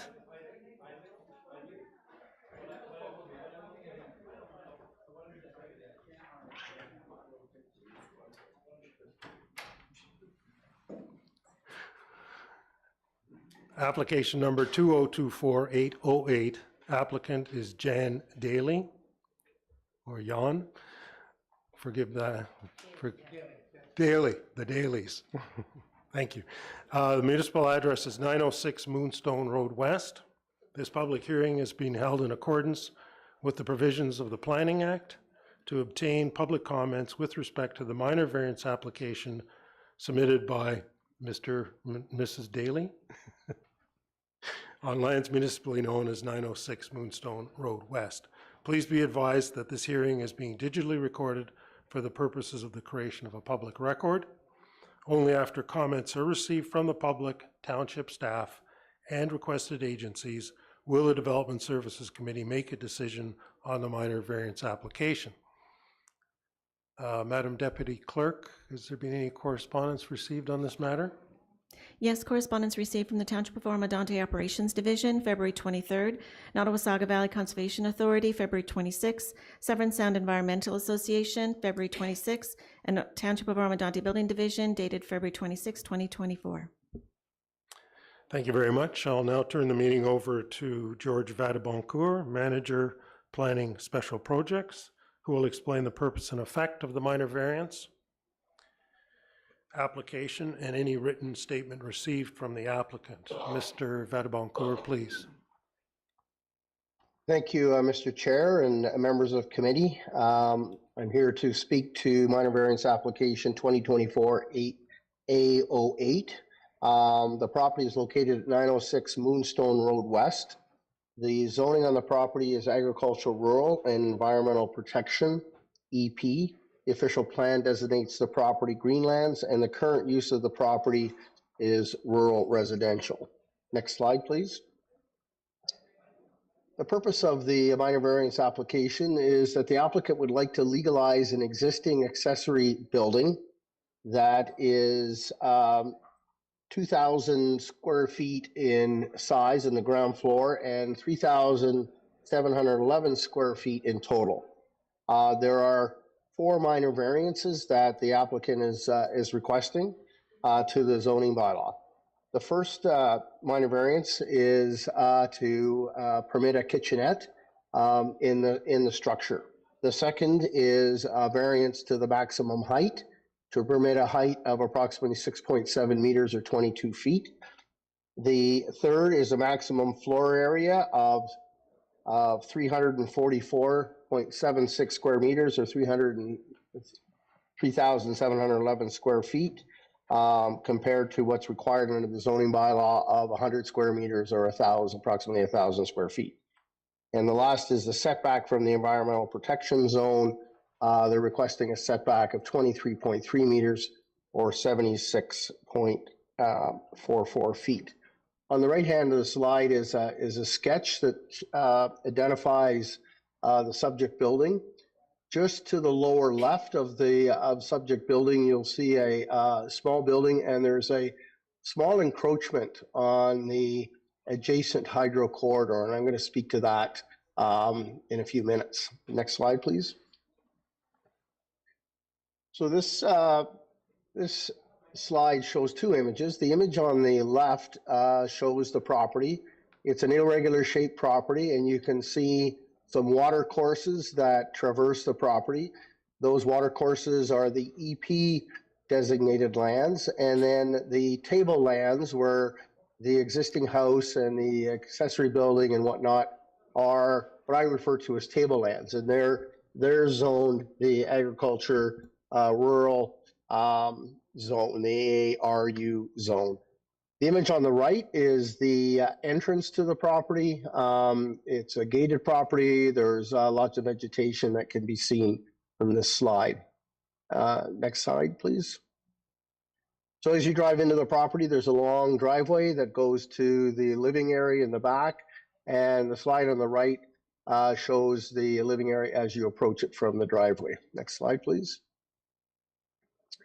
So as you come to the rear of the property, you can see the accessory building on the right through the trees, and the residential uses on the left. And as you go further along, you'll see on the image on the right is showing the accessory building that's the subject of the minor variances, and it's attached to an existing accessory building. This building existed on the property prior.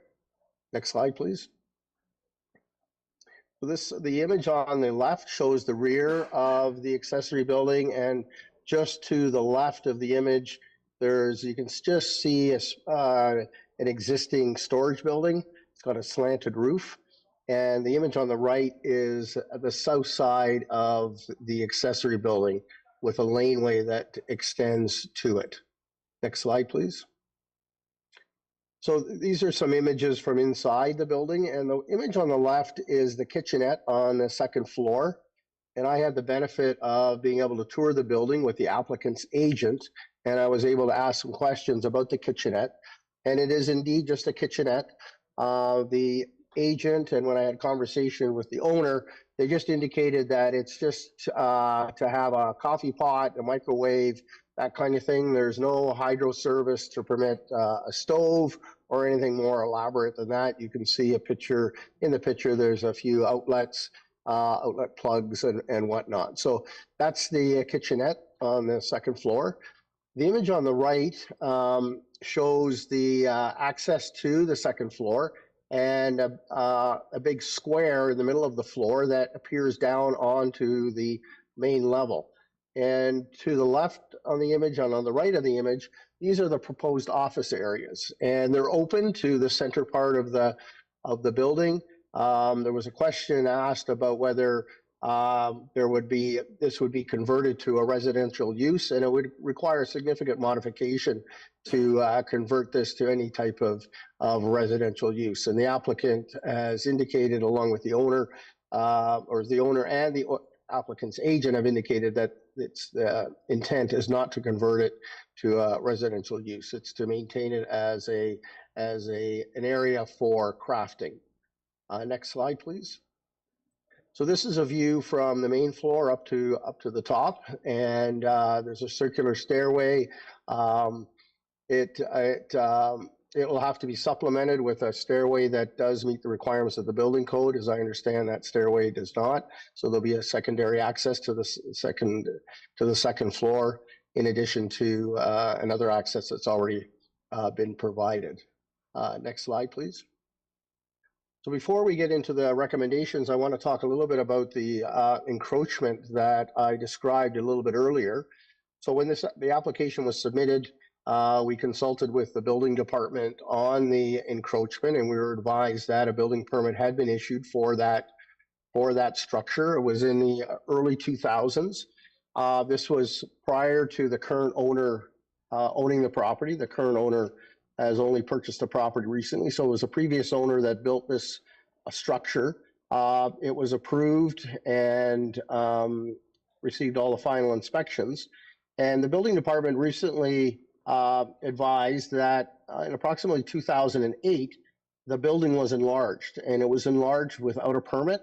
And we've been looking at the air photos to indicate what the building looked like when it was first built in accordance with the building permit, and it has been enlarged. And the encroachment on the property, the encroachment on the corridor is 4.17 meters, or a little under 14 feet. So based on the surveyor's survey, it's about a 14-foot encroachment. And when the building permit was issued, there was no encroachment. And so we discussed this internally, and we discussed some options. I spoke with the applicant's agent, and the applicant is concerned about this encroaching building. They indicated that when they purchased the property, they were made aware of it, and they were told that potentially this would be something they would have to address. And I've been advised that the applicant is prepared to remove the addition to the existing building to bring it into compliance with the building permit that was issued for the building. So they will provide the township with a legal undertaking to remove the addition. And I'm advised by the building department they do not need a permit for this, because it's just bringing it into compliance with the original building permit. So, Mr. Chair, in addition to the conditions that are outlined here, I've provided some wording for an additional condition that would read that the owner provide a legal undertaking to remove the addition to the gray accessory building on the property to bring it into compliance with the building permit issued for the building. So that would be an additional condition as outlined in this on this slide. When staff reviewed the application with respect to the tests under the Planning Act, we reviewed it in the context of, does it meet the general intent of the official plan? And we were satisfied that it does. Do the variances conform to the general intent and purpose of the zoning bylaw? And it does, even though it is a large building, it does meet, in staff's opinion, the general intent and purpose of the zoning bylaw. Is the variance desirable for the appropriate development of the lot? And as we've seen, there won't be a kitchenette, or there won't be a full kitchen in the upper story. The property or the building will not be used as a secondary residential use. The property is well screened from the road. It's in a heavily treed area, and due to the location of the building from the street and the existing vegetative buffer, planning staff believe the accessory building is appropriate in this context. We also believe that the variances that are being requested are minor in the context, and from this, we're prepared to recommend approval of the variances subject to the conditions that are outlined in the staff report and the additional conditions dealing with the building that was enlarged without a building permit. Thank you, Mr. Chair. That concludes my presentation, and I'd be happy to take any questions that committee may have. Thank you. Thank you very much, Mr. Vadeboncourt. I now ask the agent, John Kennedy, to speak to the matter, if you have any further commentary on the staff report. Good Mr. evening. Kennedy, please. Thank you very much, Mayor Greenlaw, council members. Ron and Jan had hired a builder. They've had, I believe, only had the property for about 2 years. Hired a builder to come in, and Jan had given him authorization to get permits and do everything. Unbeknownst to Jan and Ron, throughout the procedure, the gentleman did not get permits. It was brought to their attention. They were away on holidays, come home, and there was a sign on the gate from the building department that a stop work order was put on the property. And I'm a family friend and I'm a builder. They called me for some advice. We went through everything. I contacted Gary McCartney. I talked to him about how we would go about doing the building inspection, and then the planning department. I believe it was Danielle Waters at the time. She gave us all the information. Immediately, Jan and Ron wanted to get everything done properly, and we submitted all the paperwork and the plans, everything that was asked of us. So at this time, all we can do is apologize that there wasn't a permit taken. We'd like to make everything right and put everything back into compliance. Thank you very much, sir. Yeah. Council members or committee members, any comments or questions to staff or Mr. Kennedy? Oh, seeing none. Oh, sorry, excuse me. Mr. Mayor. Yeah, through you, Chair Law, to Mr. Spagnell, or sorry, Mr. Vanderboncourt. The smaller accessory building that had been there for some time, is the reason it needs to be taken back is it because of its closeness, or is it over the property line? Through you, Mr. Chair, to His Worship, it's over the property line. Okay. So it encroaches on the hydro corridor. Okay. No, and just a supplemental, if I can. The accessory building that's before us now, the one that was that the contractor didn't get the proper permitting, it's not being used for human habitation, though. It's just offices or craft building. Okay. No. My girls and I love crafting, and I've got lots of crafting things, and we like having friends over and crafting, so we just wanted to build a building that we can enjoy. Okay. I know. Sorry. I'm going to hit rewind for a second. You got to come up because you answered the question. You got to say your name in the mic. My apologies. No problem. Thank you. I'm short. I'm Jan Daly, the owner of 906 Moonstone Road West. And the last thing I wanted to do was to be here.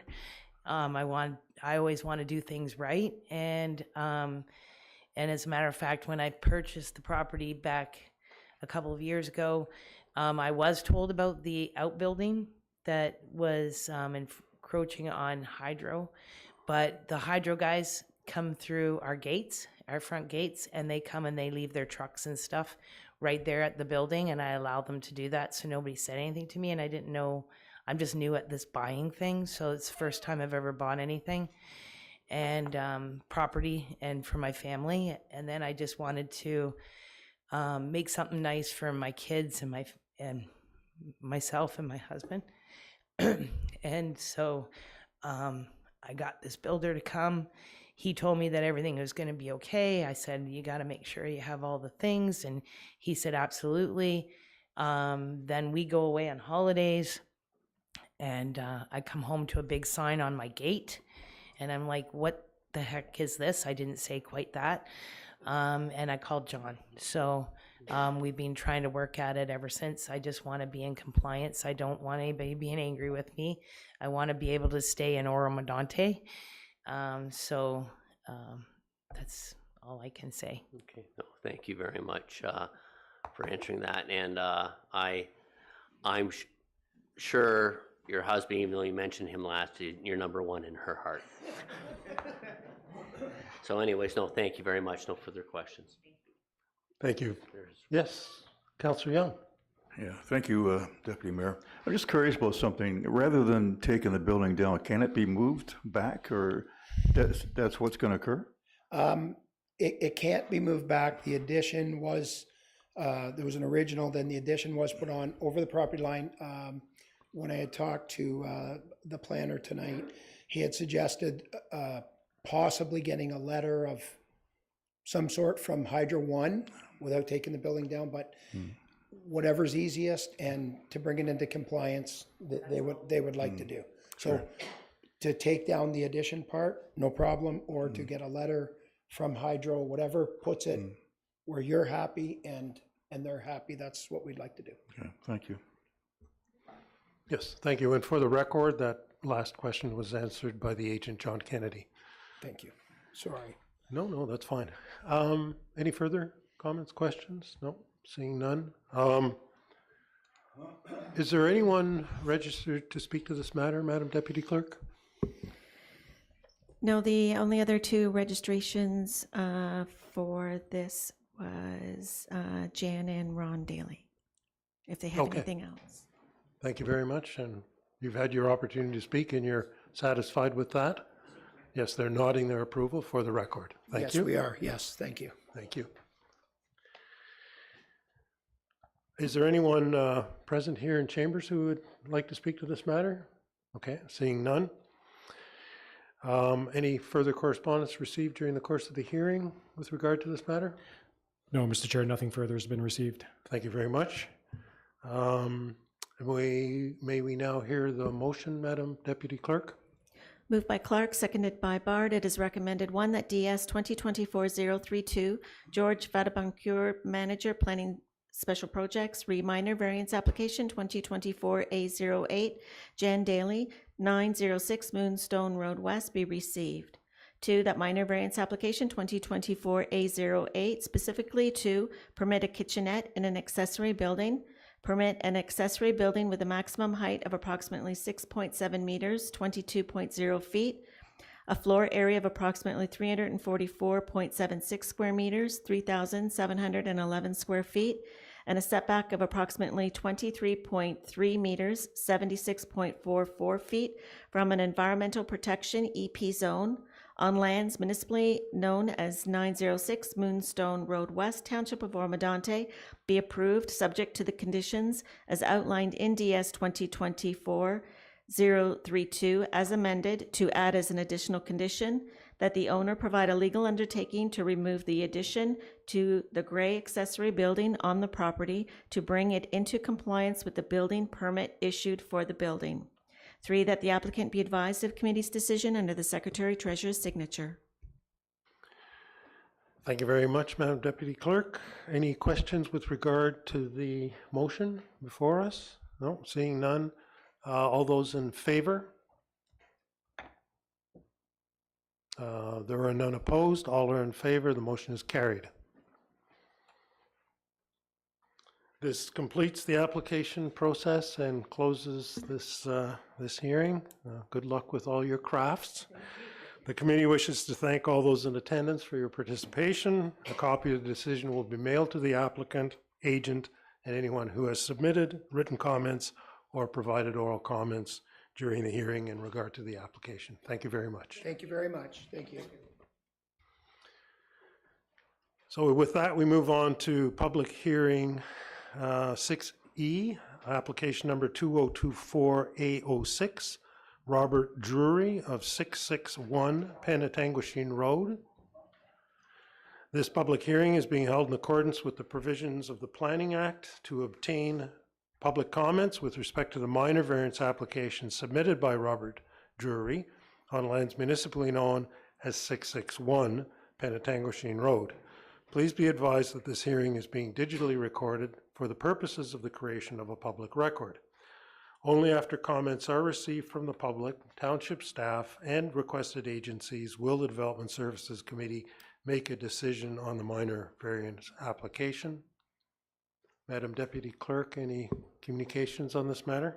Yes, correspondence from the Township of Oro-Medonte Operations Division, February 21, Environmental Services, February 21, Ministry of Transportation, February 23rd, Nottawasaga Valley Conservation Authority, February 26, Township of Oro-Medonte Building Division, February 27, and County of Simcoe Transportation and Engineering Department dated March 1st, 2024. Thank you very much.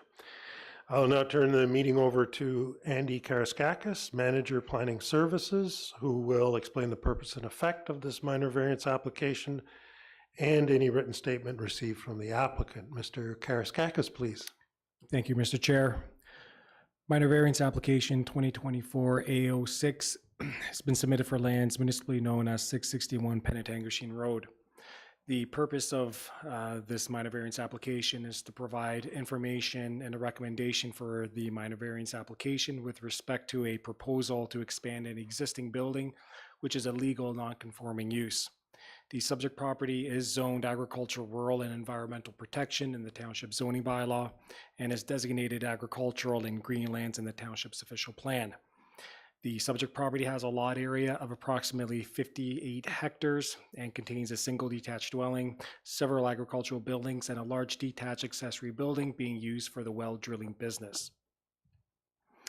The applicant is proposing to construct a 48.2 square meter addition to an existing non-conforming building to be used for office uses and is seeking relief from the zoning bylaw to specifically to section 5.18, the non-conforming uses, to construct the addition to be used specifically for office uses to the existing non-conforming building, which is being used for a well drilling business. The applicant's site plan shown on the right side of the screen shows the existing structures located on the property. The existing well drilling business shop is shown with a cross-hatched located close to the north property line, and the nature of the proposed addition is circled in red.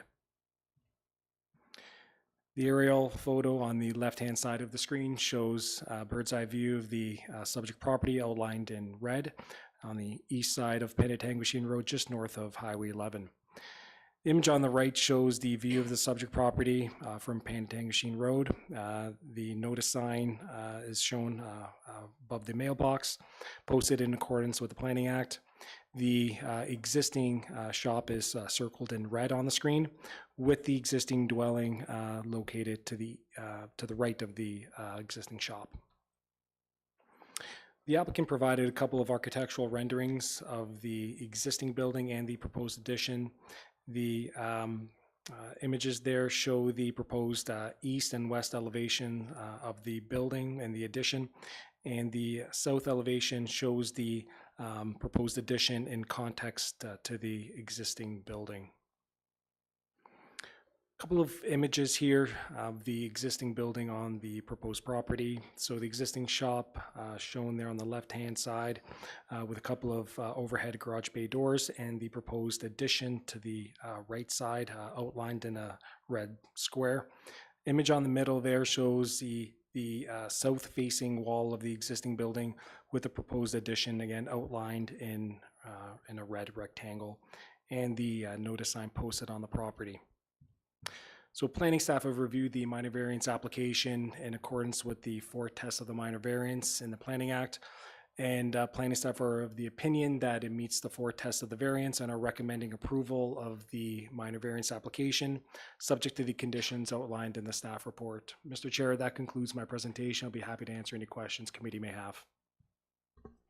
Thank you very much, Mr. Karaskakis. I'll now ask the agent, Andrew McIntyre, who's registered to speak to the application, if he wishes to provide any comments or indicate anything further to be added to the staff presentation. Mr. McIntyre, please. Hello. Yeah, sorry I couldn't be there. I'm just getting over the flu. But no, I have no other further comments. Just one comment. Will we require to have, did the comments that come back from Nottawasaga, are we going to be required to get a permit, or because we're so far away, would we be still required to get a permit? I'll pass that question on to Mr. Karaskakis. Through you, Mr. Chair, to the applicant's agent. The Conservation Authority has been circulated the application and have provided comments to the committee, and are indicating that there's no concerns with the proposed development, and that permits will be required from, I apologize, Mr. Chair. Doesn't look like the NVCA has provided comments specific to this minor variance application. They kind of group their comments on the applications. So they've indicated that they have no concerns. They have not indicated that that no permits will be required, but we'll confirm that with the NVCA. Thank you very much. Is that answer satisfactory for the present? Yeah, I'm hoping that we don't, because that's like an 8-month process to get a permit from them, and we're so far away from their regulated area, it would just seem like a lot of wasted time if we had to go that path. But I have no further comments. Thank you. Yes, thank you very much. Okay, any comments or questions for staff or the agent from the committee members? Oh, seeing none. Was there anyone else registered to speak to this matter, Madam Deputy Clerk? No, Mr. Chair, there were no additional registrations received. Anyone present in chambers who wishes to speak to this matter? Seeing none. Any additional correspondence with regard to this matter being received during the hearing?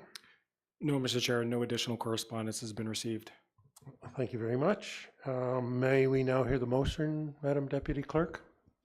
Moved by Shaw, seconded by Greenlaw. It is recommended, 1, that DS 2024-030, Andy Karaskakis, Manager Planning Services, Minor Variance Application 2024-A06, Robert Drury, 661 Penetanguishene Road, be received and adopted.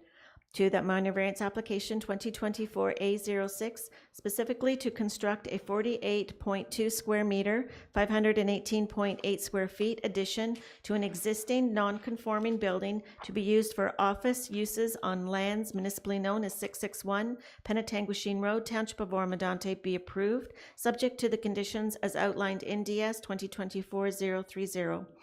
3, that the applicant be advised of committee's decision under the Secretary Treasurer's signature. Thank you very much. Any comments, questions about the motion itself? Seeing none, may I call a vote? All those in favor? There are no parties opposed. All are in favor. The motion is carried.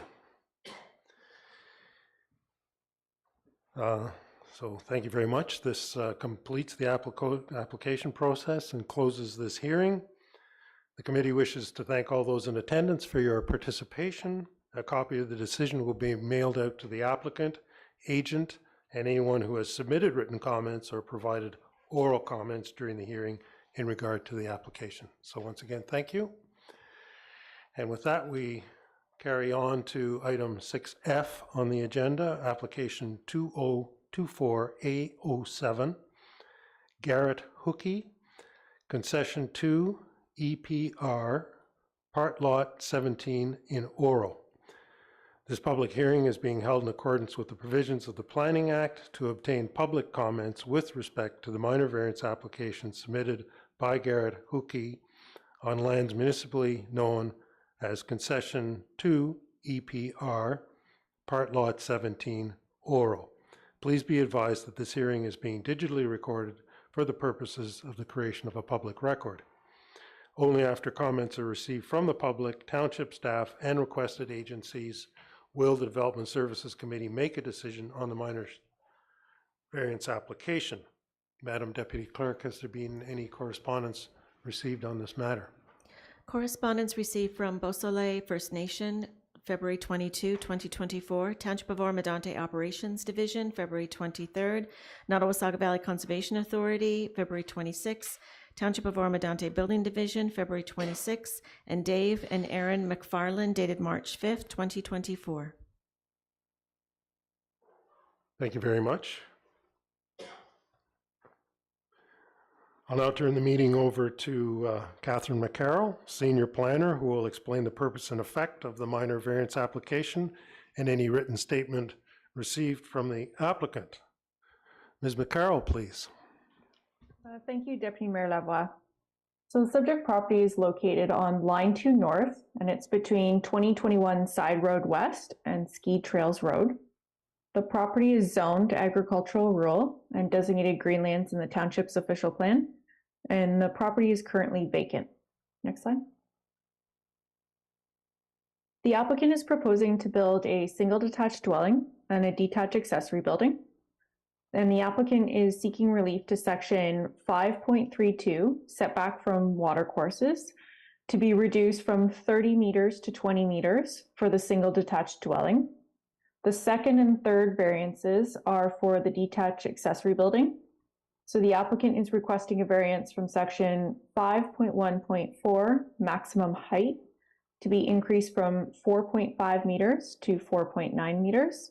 And section 5.1.6, maximum floor area, to be increased from 100 square meters to 185.8 square meters. And then on the right-hand side, we have the applicant's site plan. So you can see the water course that's identified in blue, which is on the south side of the property. Then you have the applicant's proposed building envelope for the single detached dwelling, which is identified in red. And the proposed detached accessory building is located in the northwest corner, and it's identified in green. Next slide. So this is the natural heritage map in the township's official plan that illustrates that the subject lands are located adjacent to evaluated and unevaluated wetlands, which are to the west, south, and east of the property. There are significant woodlands to the west and east, and there's also the water course that's to the south. So planning staff are recommending deferral of the application to provide the applicant with the opportunity to obtain an environmental impact study to demonstrate that the proposed development will not have any adverse impact on the adjacent natural heritage features. Next slide. The aerial imagery on the left-hand side shows that the property is currently vacant. It's clear, and it is surrounded on three sides by woodlands. And the image or the photo on the right-hand side shows a view of the property when looking from Line 2 North. Next slide. The applicant provided a rendering of the type of detached accessory building that they're proposing to build. And I just wanted to point out that although it shows 16 feet to peak, that 16 feet is actually proposed to be to mid-roof. And then the applicant's proposed floor plan is located on the right-hand side of the screen. And they're proposing a 40 feet by 50 feet detached accessory building. Next slide. The photo on the left-hand side shows the location of the proposed dwelling, which is in the middle of the property. The photo in the middle shows the location of the proposed detached accessory building, which is in the back corner of the property. And then the photo on the right-hand side shows the public notice sign that was posted adjacent to Line 2 North. Next slide. The photo on the left-hand side shows the wetland and significant woodland that are located across the street. And the photo on the right-hand side shows the water course that is located immediately to the south of the subject lands. Next slide. It is recommended that minor variance application 2024 A07 be deferred to provide the applicant with the opportunity to obtain an environmental impact study to address the natural heritage policies in the provincial policy statement, the growth plan, the County of Simcoe official plan, and the Township official plan, and also to provide them with the opportunity to address the Nottawasaga Valley Conservation Authority comments, where they requested a meander erosion assessment to be completed for their review. I am available if there are any questions. Thank you. Thank you very much, Ms. McCarroll. I'll now ask the agent, Ryan Randall, who is registered to speak, if he has any comments or to indicate any further to be added to the staff presentation. Thank you very much. Mr. Randall, please proceed. Thank you. Good evening. Good evening. Okay, I'm the agent for the owner, Mr. Garrett Hookey. I reviewed the report from planning. I understand this application has triggered some policies, which in turn leave planning no choice but to try and defer as they're flagged, you know, and they ask for more information. I just wanted to cover a bit of the history without going in too far depth, unless we have to, because I think it pertains to this application here. In 2018, this lot was created out of two parcels, which was part of 703 Line 2 North. Mr. James Heel, he's now deceased, had two parcels that existed. One was 88 acres and the other 44. The 44 acres was landlocked in the woodlands, the natural heritage feature. Mr. Hill submitted a planning consent application in 2017. It was initially deferred, and after meetings on site with with Azimuth Environmental, which was representing Mr. Hill, the NVCA and the MNR, they flagged his application the same as this one because it was within 120 meters of the natural heritage feature, which all these agencies met on site. There was emails that were sent back and forth, and it was determined that this 2-acre parcel that we're talking about today was an appropriate building envelope to be severed. So it was a confusing application because it was initially submitted as a consent, but then from my understanding, the lot lines, it was a lot line adjustment that was done because they could not find a suitable place to put a driveway in through the woodlands to create a building lot in the landlocked portion. So I have a couple of drawings and whatnot. So this was the initial landlocked, and this was the 88 acres, and this is where the 2 acres is. As you can see, it's outside of the EP, and it's in the agricultural rural, as Catherine stated. The reason I mention this is because this previous application was a lot more significant to the wetland. To make a long story short, they went through, they met with all the agencies, they met with environmental consultant. Nottawasaga was there, and they had provided a letter recommending to council here that the EIS be waived. So I've got the copies of the letter from the NCVA and whatnot. I've been in to see them recently. There's a new, I guess, April 1st, there's the, what is it called? So basically, the agreement was they would waive the requirement for an EIS, being, you know, the development was occurring within the 120 meters. If they shortened up the requested size or depth of the lot to 400 feet, which Mr. Heel decided to do. So he was granted the building lot once he accepted that, and he actually reduced it to 360 feet to create a buffer, more of a buffer from the current wetlands that Catherine has pointed out.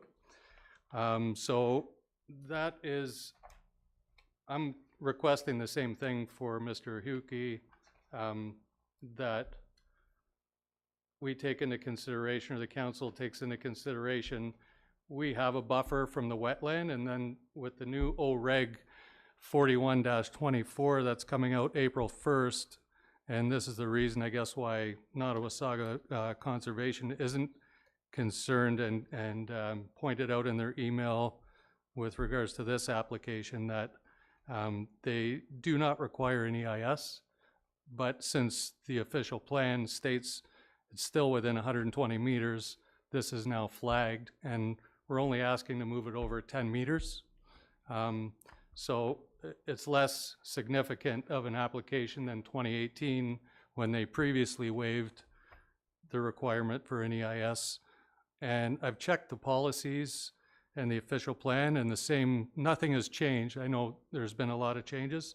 Nothing in this with regards to this application has been changed with regards to the policy. So I'm asking with regards to the EIS, if you would consider waiving it to avoid going through the processing cost. It's an open field, it's flat. There's one tree on the property in the middle. So, you know, chances of any species of birds, you know, reptiles, fish, anything of that nature is very low from what the environmental, Azimuth Environmental has told me. So that was the one portion of it. The other thing is, so in speaking with Nottawasaga Valley Conservation, they give a map of the meander erosion hazard, which pertains to the wetland, and it's, I guess, the buffer on each side. And the mapping seemed quite large. So what I've done is gone to our Green Geo consultant, which I've got correspondence here. We've gone through the Nottawasaga's own natural hazards technical guide and determined, we've gone through the calculations, and we come up with, let me just see here. So in the technical guide, it refers to the MNR technical guide, but it does say the meander belt width determinations can be undertaken in one of two ways. An allowance based on the bank full width applied on the axis of the watercourse as per the MNR technical guide. So if you go to the MNR technical guide, you see the same paragraph. Under section 7.2, erosion hazard limits in unconfined systems, which this is, so I've been told by Catherine from planning.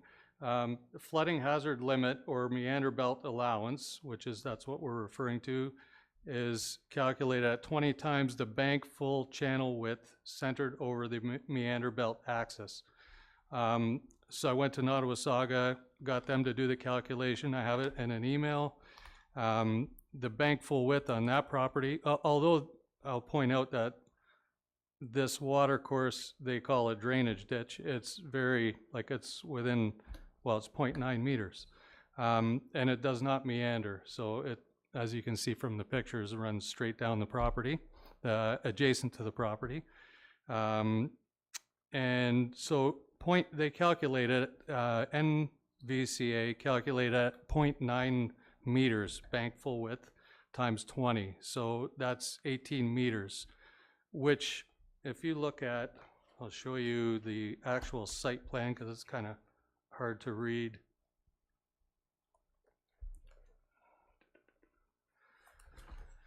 So I drew that out on the site plan, and this house, proposed site plan of the house and all the structures are not even in the meander belt whatsoever. So if that's the proposed house here, here's in the center line, you take 18 meters from the center of the channel, and you are 4 meters away still of a buffer from the proposed corner of the house. So I wanted to point this out because although planning is recommending deferral based on more information, Nottawasaga Valley has written to me and told me the calculations, which is 18 meters, which I have here today, their email. And we're kind of talking about something that's not even in the meander hazard. So I'm asking today to not defer based on those findings. And I'm also requesting that the EIS be waived in order for the 10-meter relief from the zoning bylaw in order to move the house centered on the property.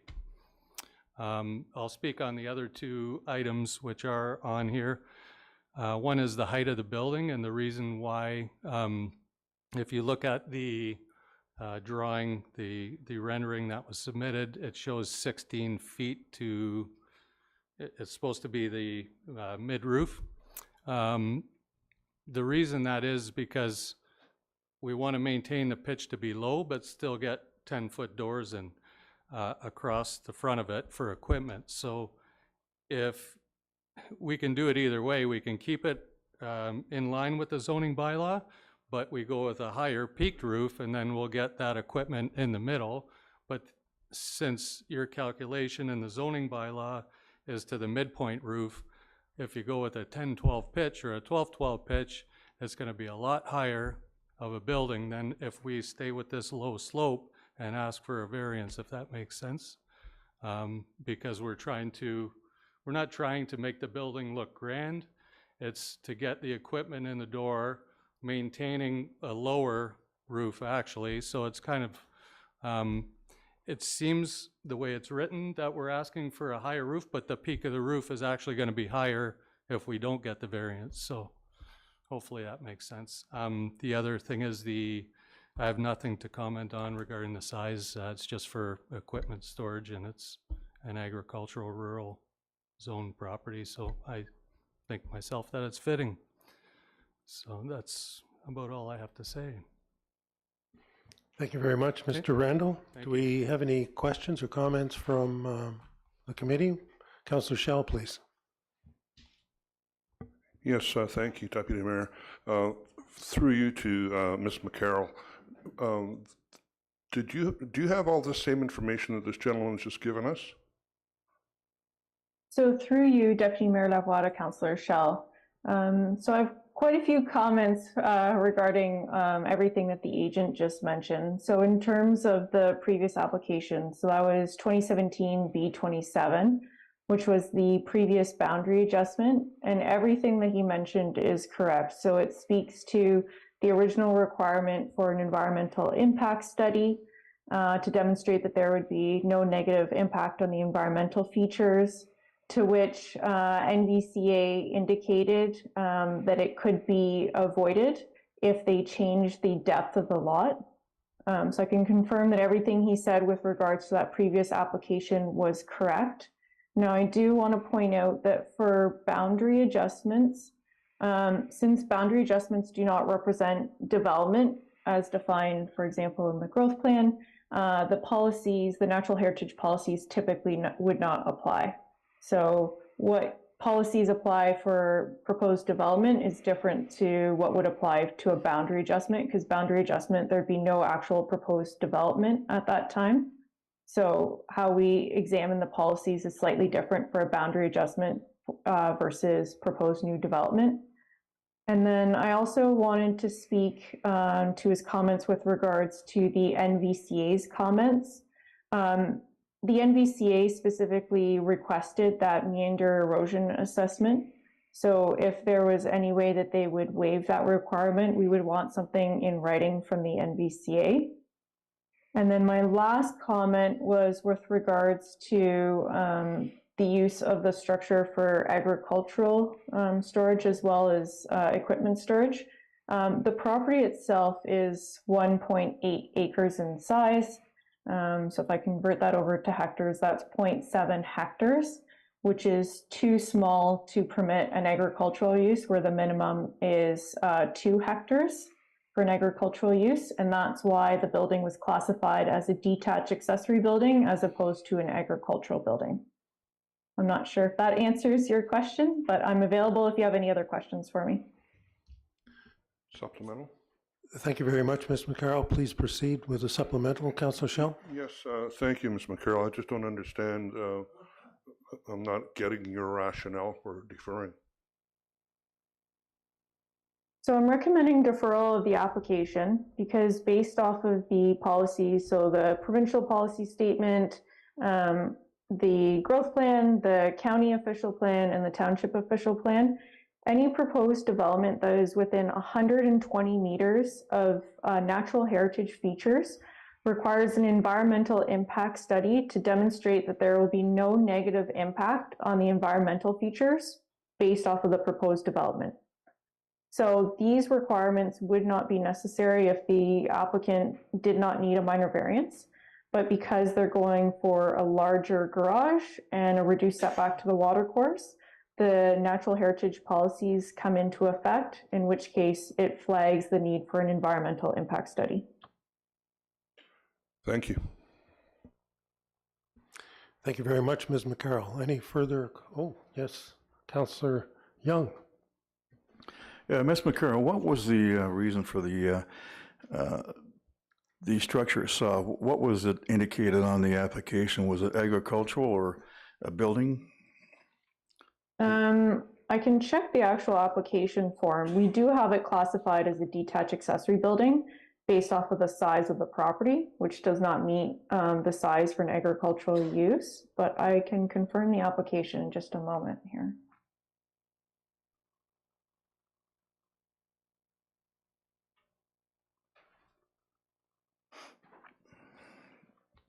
It's labeled as a detached shop in the application form. Okay, thank you. Can I follow up? Could I ask the planner to step back up here then? As I'm hearing Ms. McCarroll say, there isn't sufficient land to farm there. Is that correct? Correct, yeah, I 100% agree. I'm not asking for any agricultural uses or changing in zoning. It's a residential dwelling with a detached shop. It's for storage of equipment related to my line of work, which is home building and general stuff in my house.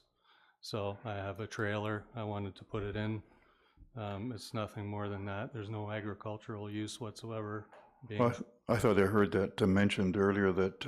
I might have misinterpreted that. It's an agricultural rural lot. That's all I meant. Sorry. So it's going to be some sort of business carried out there? No business carried out. It would be my residential property with a detached shop. So, okay. Yeah, I'll. What else was there here? I wrote down a couple notes. Yeah, if you'd like to see any of the emails I had referenced earlier, I know that the planning policy triggers, the request for an EIS.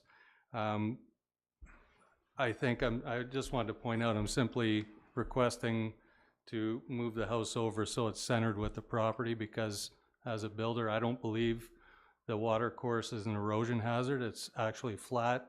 There's been no flow that I've observed over the past 3 months there. And it would be nice to get it away from, the other side has a property on it. It would look unbalanced if it was on one side. and it's not encroaching, like it's further away from the wetland. So, you know, I don't see, with the new regulation coming into effect April 1st, going to 30 meters, we're not going back towards, we're actually, we've got a bigger buffer that we've created here from the wetlands. So I'm just requesting to have the EIS waived if possible in today's meeting. Okay, that'll suffice. Thank you. Thank you very much. Mr. Mayor. Thank you, Chair Lavoie. Through you to Catherine. Catherine, waiving the EIS going against the desires and policies of the NVCA, what liability does that put us at risk at? So through you, Deputy Mayor Lavoie, to Mayor Greenlaw. In terms of liabilities, technically the NVCA could still appeal the application at this time. So there is that risk, but the NVCA hasn't asked for the EIS. The NVCA has asked for that meander erosion assessment. It's planning staff that have requested the EIS based off of the policies that trigger it, because it's within 120 meters of the natural heritage features. Okay, and what he mentioned as far as realigning the house on the property does not work around that need to have the issues triggered that have been triggered, correct? So technically, if the applicant was to shift the house 10 meters further to the north, it wouldn't trigger any variances at all for the dwelling. The only variances that it would trigger would be for the oversized detached accessory building, which still triggers those natural heritage policies. But if the applicant was to, for example, attach it to the dwelling, they could have the same size garage, but it wouldn't trigger any variances. So there are ways to work around it if they wanted to avoid an EIS by complying with the zoning bylaw. No, I appreciate that. Thank you. Thank you very much, Mr. Mayor. Councillor Schell. Yes, thank you, Chair. Through you to Ms. McCarroll, can you please identify a natural heritage, the natural heritage land? I think you're talking about the ditch or the waterway. So would you be able to go back in the slides and show? There we go. Perfect. Okay, so, and it's hard to tell the different colors from the screen because it's a little small, but there's two types of wetlands. So you have both the evaluated and the unevaluated wetlands. So you have that to the west, to the east, and to the south.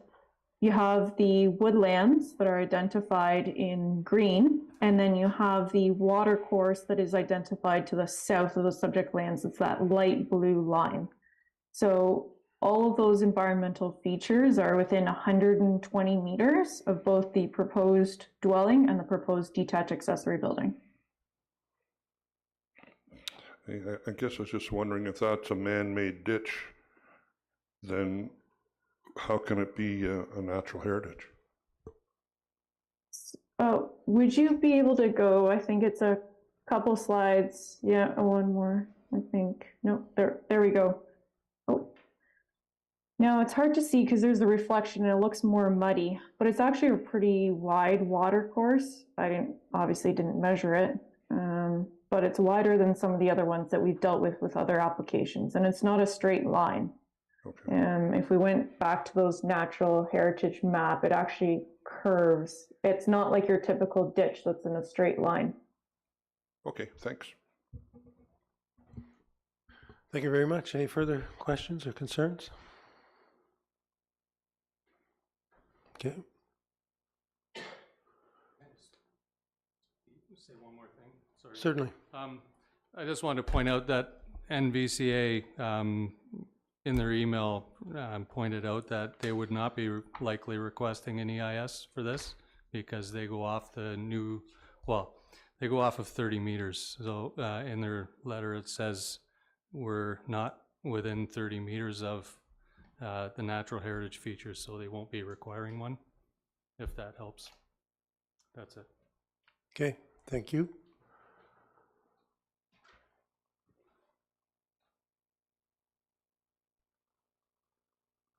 Is there any other party registered to speak to this, Madam Deputy Clerk? No, there were no additional registrations received. Okay, is there anyone present who wishes to speak to this matter? Okay, seeing no one. I mean, my only comments are that, yes. Maybe I can speak on behalf. Oh, please step forward I was and, here for some other, for something else, but I just thought I would sit through this. Bruce McDonald, 751 Line 2 North. My property is the property there with the wetlands across the road from this gentleman's property that he's looking at. I was with James Hill when he applied for the severance on this property back, I think, in 2017, 2018. He was looking at that time to leave this to his grandson, I believe, and he's since passed away.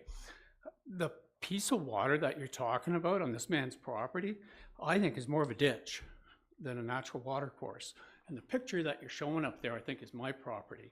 And it's going to leave a mark on everybody here that that is going to leave an impact on what your decision might be here. So if you can go back to those images. This is my property here on the left-hand side. The image on the right is more like a ditch that, from grading, I believe. I don't really think that water goes anywhere. yeah, please step a little closer to the microphone if you don't mind, yeah. I don't believe that water goes anywhere. It's Okay. just, yeah. So anyway, like I said, I've lived there. Mine is the one across the road, the wetland. But that particular piece of property, I know for the most part is dry all year. So anyway, I hope that helps them. Okay. Madam Deputy Clerk, would we require a motion by someone to waive any of these conditions? A motion hasn't been placed on the floor at this time, so if a member of council wants to move a different motion than what is outlined in the report, and staff would proceed with committee's direction. Okay, thank you very much, Mr. Mayor. I appreciate all the comments and the detail that we received tonight. I think there's a lot of ambiguity. There's a lot of information that has been presented that we haven't read that you presented tonight.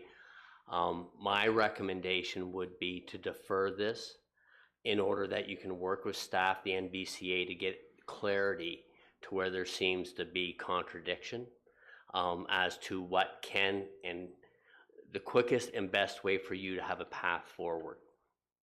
So I'm not in support of approvals at this time. I think there's some clarity that needs to be understood by the NVCA, our planning department, in order to find the best path forward. So that would be my recommendation, but my colleagues are welcome to introduce whatever they feel is best. Any further commentary from members of the committee?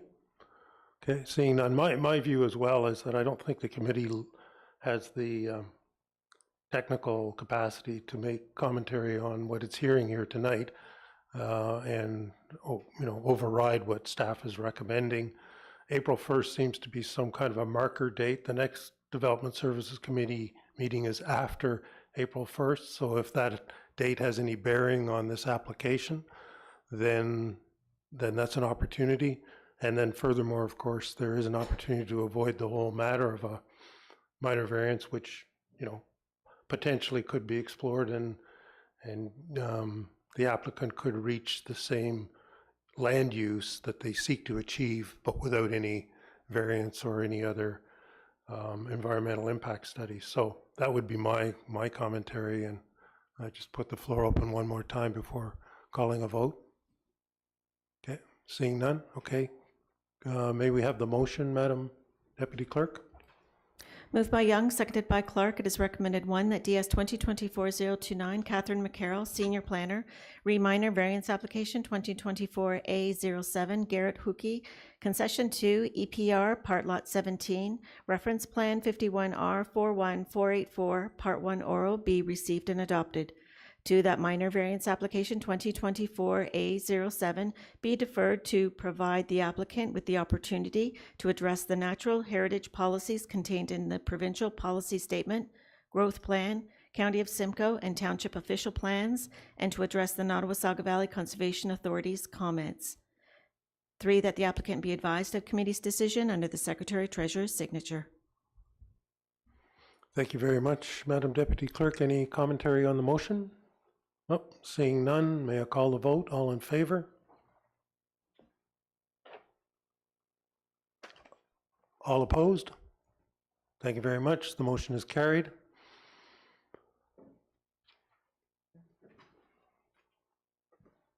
So this completes the application process and closes the hearing. The committee wishes to thank everybody for their participation. A copy of the decision will be mailed to the applicant, agent, and anyone who has submitted written comments or provided oral comments during the hearing in regard to the application. Thank you very much. With that, we have concluded the hearings for this evening, and we will have the reports from municipal officers. May we have the motion for item 7A, please, Madam Deputy Clerk? Moved by Bard, seconded by Greenlaw. It is recommended, 1, that DS 2025-05, Catherine McCarroll, Senior Planner, rezoning bylaw amendment 2022 ZBA 15, Lisa Van Meeuwen, 1211 Line 3 South, be received and adopted. 2, that zoning bylaw amendment application 2022 ZBA 15, specifically to rezone a portion of the subject lands from agricultural rural ARU to agricultural rural exception 352 hold ARU 352H zone on Schedule A3 to zoning bylaw 9795 as amended be approved. 3, that the required holding H provision not be removed from the zoning of the subject lands until such time as the appropriate site plan is approved by the township, the related site plan agreement is registered, and the township has received the securities identified in the site plan agreement. 3, that the appropriate staff bring forth the bylaw for council's consideration. 5, that the applicant be advised of committee's decision under the Director of Development Services signature. Thank you very much. The floor is open for discussion. Any comments? Yes, please, Councillor Clark. Thank you, Mr. Chair, and through you to staff. One question that I have is more of a procedure question. This application came before us, I think, January 3rd, 2023, through a public meeting, and now obviously we're not going through a public hearing. So I just wanted clarification as to why the process changed. I can answer this one if you'd like. So through you, Deputy Mayor Lavada, Councillor Clark. So they did hold a public meeting. It would have been in January of 2023. And the process is that we obtain all the public comments at that time, and then we bring the report back at a later date. Now, in this case, there was a delay to bring the report back. The applicant had requested to defer their application until we had approved the township's official plan, and that's why there was a delay between the public meeting and today's report. Thank you very much. Supplemental, Councillor Clark. Thank you, Mr. Chair. Through you to Ms. McCarroll, thank you for that clarification. And is there any obligation for those who had submitted comment at that public meeting to be made aware of when the meeting is coming back before council, or is it only after the decision is made? So through you, Deputy Mayor Lavada, Councillor Clark, we do not provide correspondence to those who have provided comments to let them know when the reports are coming back. Our requirement is to let them know about the decision. So we were required to send the notice of decision to all those that provided comments and requested to find out about the application. Thank you very much. Supplemental, Councillor Clark. Thank you so much, through you, Mr. Chair. Thank you, Catherine, Ms. McCarroll, for that explanation. And I guess if I could get some clarification on, for the public's benefit, of what the holding provision really means and how that could take effect. So through you, Deputy Mayor Delgado, Councillor Clark. So the holding provision will only be removed after they have entered into a site plan agreement with the township. It's registered on title and we've received the securities.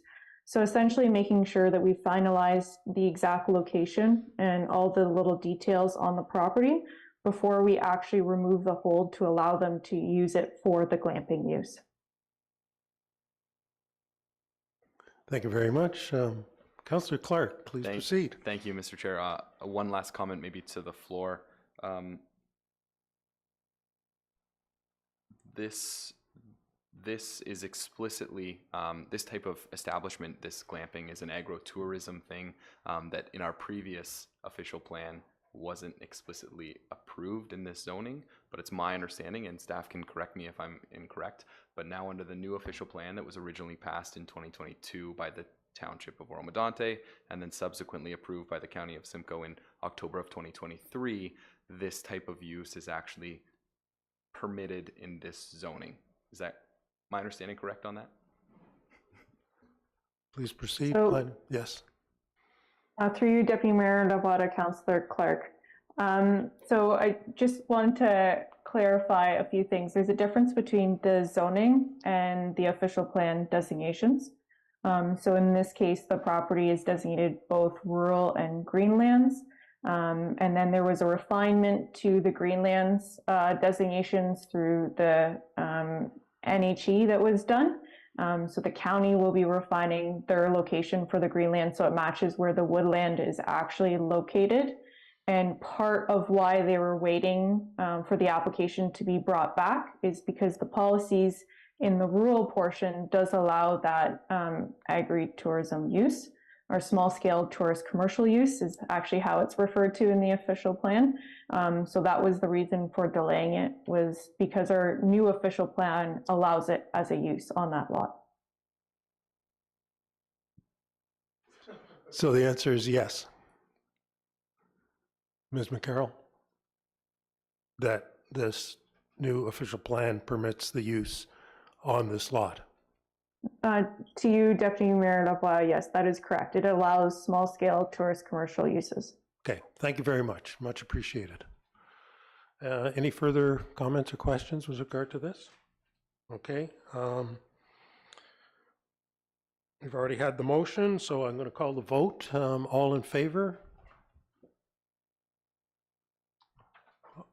All opposed?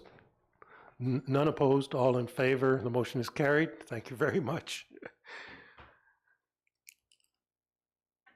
Okay. Enjoy the glamping. May we please have a motion for item 7B, please, Madam Deputy Clerk? Moved by Shell, seconded by Clark. It is recommended one that DS 2024-033 Catherine McCarroll, Senior Planner, Minor Variance Application 2023-A33 Dave Dominguez, 2249 Lakeshore Road East be received and adopted.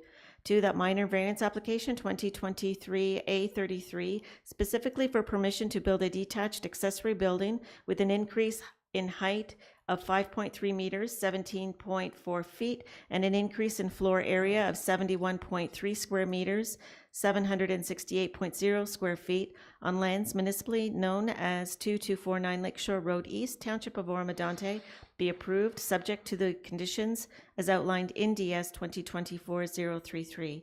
3, that the applicant be advised of committee's decision under the Secretary Treasurer's signature. Thank you very much. The floor is open for discussion. Are any questions or comments with regard to this motion? Okay, seeing none. All those in favor of the motion? There are none opposed. The motion is carried.